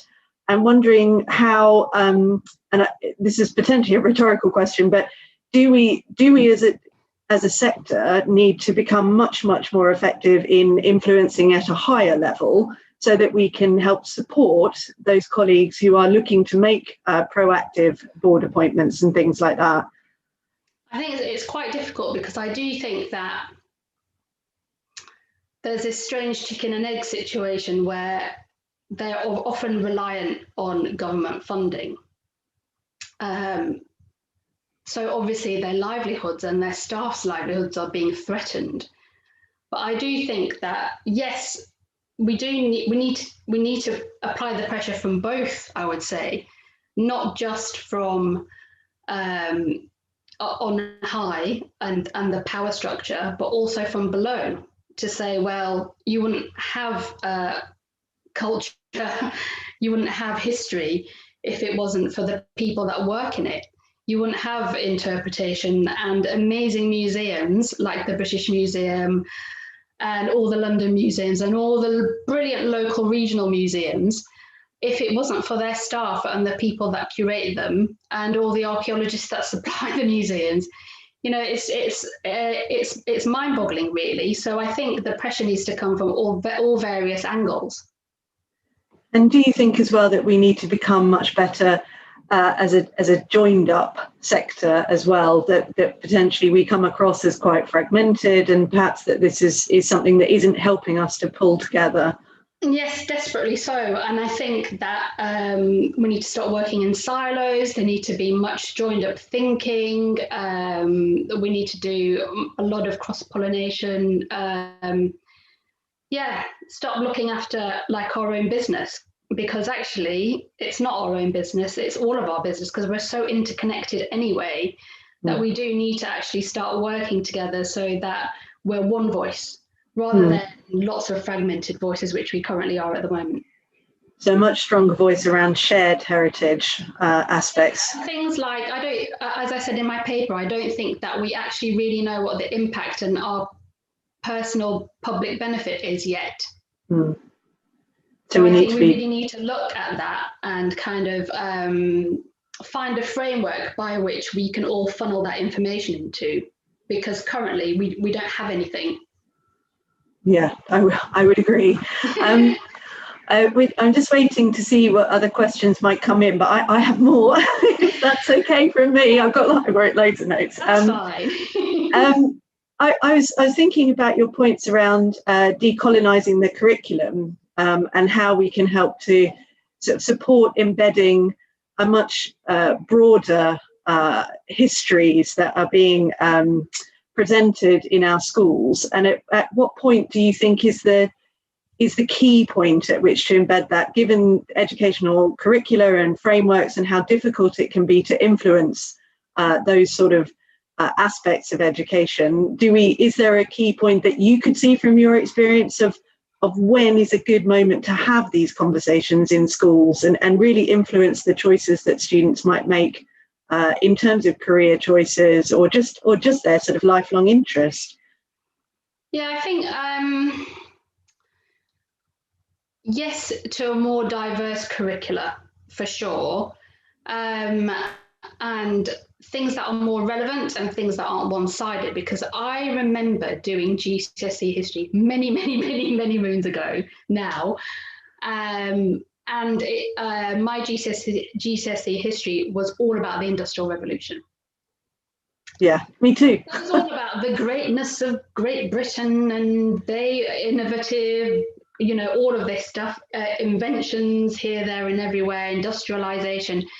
But actually, if it would have been a much more rounded and brilliant experience if I'd actually realized that this didn't actually happen without colonialism. Yeah. That the only reason why the Industrial Revolution kind of kicked off was because there was this extreme depression of colonized countries, that we absolutely trashed their economies and we had to make our own. But then I also made a recent documentary called The Bone Detectives, where we followed this amazing story about mill workers, and they excavated the bodies of these poor children, the poor working classes living in the mills. And what they found was that these working class people were completely just taken in, you know. They were themselves indentured slaves. There were records saying that these children were taken from workhouses, you know. So obviously there's this this great industry that suddenly needs a supply chain of people. And where does it come from? It comes from poor people, you know. So it's this whole thing, you know, of intertwined histories. That's what we're talking about. You know, it's the yin and the yang. You know, suddenly all of these global markets don't exist. We're suddenly having to make our own and take all the money. But where are you going to get your workforce from? And there was this very pertinent line, you know, that this country was made on the bones of children, you know, and it's so, and that's what you know, we need to hear about those people as well. Definitely. We have lots of questions all of a sudden now in the chat, so I'm gonna go through a few of those for you now. First question is from Sadie, and she says, how do you think we could encourage a younger and more diverse population, particularly of Londoners, into Burlington House, the Society of Antiquaries home? Do you have any suggestions as to how we could encourage a different audience to come through the door? Oh gosh, millions and billions of ideas. But I think that essentially, firstly, there's one thing that we have to address, is that we don't actually have a great PR image at all. So I just vaguely remember a couple of years ago, I was kind of doing some consultancy with some young people from Birmingham with the National Youth Agency. And I went to talk to them about archaeology, would they be interested in an archaeology project, that kind of thing. And I felt completely ashamed, because I felt as though I hadn't done my job properly, which was that they didn't even actually really understand what archaeology was. They thought it was just for white old men. It was really depressing, actually. So I do think that the first thing that we need to do is to change our image. Yeah, without a shadow of a doubt. And I think once we get over that hurdle and change our image, and people realize actually so many different people do archaeology, and actually archaeology is done, it's not just field archaeology, that there are so many different types of archaeologists that do so many different types of jobs. And also you can study archaeology, but that doesn't necessarily mean that you have to be an archaeologist either. You could be a chartered surveyor, you could be a teacher, you could be an ambassador, you name it, you can do anything. And that's the whole point, is that they don't quite understand the enormity that archaeology gives, that there are so many transferable skills. Absolutely. So we have another question in the chat here from Howard Spencer, who says, who asks, how could we best improve recruitment practices, specifically to avoid the well-documented tendency for people to recruit those who look and sound most like themselves? Well, just like Channel 5 did the kind of blind casting, it's the same. You know, you do blind, you do blind recruitment essentially. Yeah. So the person's not a name, they're a number, and what you do is you just recruit from the best talent. But then also the issue is there isn't a supply to choose from a diverse group of people either. So it's really crucial and essential that those higher education bursaries change, that they recruit people into undergraduate courses from a diverse pool of people, but also that apprenticeships are also attracting the right people too. And it's those things that will then funnel in a bigger work group of people, much more diverse group of people. Yeah, and that's really interesting, actually, in terms of two of the questions that have just come in, or comments that have just come in as well on the chat. So we have another from Sadie, just noting that some research by Hannah Cobb at the University of Manchester a few years ago did indicate that archaeology courses at universities are populated with a more diverse group of individuals than we're seeing reflected in the profession. And then we have a follow-up, it's almost like a nice follow-up question from Paul Drury, which asks, salaries in commercial archaeology have remained low despite professionalisation. Yes. Does this contribute to the lack of diversity? Massively. Yeah. And that's an issue as well, and especially with Brexit, because quite a tranche of the people who are working within UK archaeology were from the EU. Yeah. We've been stabilising our work economy from people from the EU, and now that is no longer viable. I think places like Mola, they've just announced that they can give people working visas from other countries, which is great. Yeah. So all organisations need to start looking at that and supporting new talent from abroad, but also, yes, absolutely, we need to make sure that we are getting paid right. Yeah. You know, I know loads of people who are archaeologists and their other halves can't be archaeologists, so one of them has to go and get what we say in inverted commas a proper real job. Yeah. That's me, by the way, in my household. Yeah, it has a massive issue on sustainability of the profession, doesn't it? Because the very depressed wages are not an encouragement for career progression through the profession. They're not, and especially when you're trying to do things within your life, which is to get on the property ladder, to have a holiday, and to start a family. I mean, I'm sorry, but they're not onerous things. You know, they're not luxuries. They're things that people do in their normal everyday lives, but when you're an archaeologist, you can't afford those. Yeah. So we have a couple more sort of comments and questions, and then I think we'll look to see what's coming up next. There's a comment here from Jane Gallagher, just coming back to the points we were talking around the curricula, saying that teachers have some flexibility in the curricula, and it's the exam boards that dictate overall what is going to be examined. So that potentially is another area of another sphere that we would need to look to influence in order to help to create those changes and to have those options of a more diverse curricula. And we have another question here from Andrew Myers. And if we knew the answer to this question, Andrew, we might have the winning key. Is how do we change our image? University departments are under attack. The teaching of colonial period industrial archaeology at university receives minimal investment and requires a higher research profile. I mean, this comes back again, I suppose, to the point of, you know, there are significant threats to archaeology and heritage within university departments, within planning. We have an acknowledged image problem, and we potentially, well, not potentially, we're undervaluing ourselves. How do we try to sort of address all of these fairly serious structural issues alongside encouraging more people into the sector? Well, I think that we have to just start doing it anyway. Yeah. Because there are always feast and famine years, as I like to say. So I would probably say the feast years were the time team years. Yeah. Where it was massive, you know, people were watching it. You had a dearth of university courses, hundreds of thousands of students attending, you know, university departments opened. But actually, nobody really did anything. They kind of rode the wave, but they didn't really do anything with it. And that's the problem, is that you can't just wait for something like that to happen. You know, you have to take a long, hard look at yourself and go, actually, we have to start all this grassroots kind of development.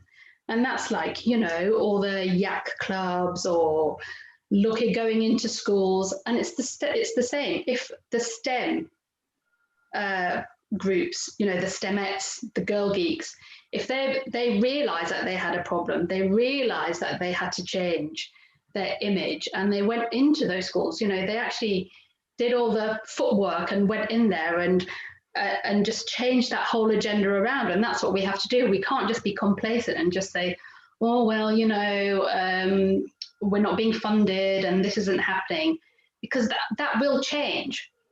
Will you change? That's the question. And unless you start changing, then nothing will change. Yes. So you've got to start doing it.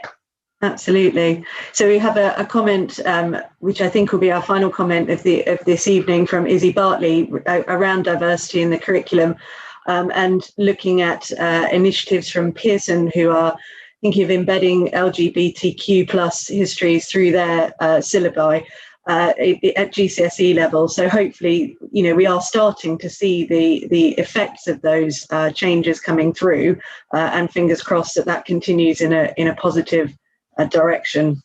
Yeah, and I think that's the thing. It's those small things. You don't have to do big things. It's the small things.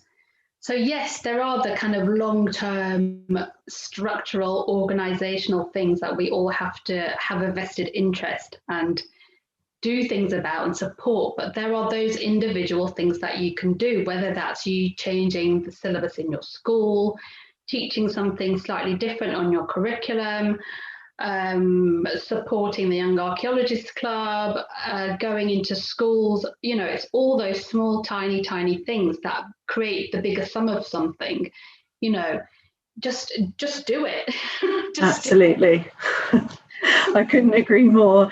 Well, I'd like to wrap up this evening then by thanking you so much, Rector, for an amazing keynote speech. It's a really brilliant way to round off what I hope everyone has found to be such a thought-provoking and sort of interesting event as I've found it this afternoon. Huge thanks to all of our speakers from today, all of our chairs who helped to manage the sessions, and also, of course, to the organisers, Linda and Danielle, for putting together such a fantastic programme. And it's really exciting to see the, you know, further steps being taken towards more events of this kind through the Society of Antiquaries Events Programme. These recordings of today's session will be available on YouTube, hopefully within the next week or so. So it just falls to me to say thank you to the audience as well for all of their fantastic comments and thought-provoking questions. And I hope that you've enjoyed the day. On behalf of the Society of Antiquaries, thank you so much for joining us, and we look forward to seeing you again soon. Thank you very much. And a big round of applause, virtual applause, for Raksha and all of our speakers. Thank you, everyone.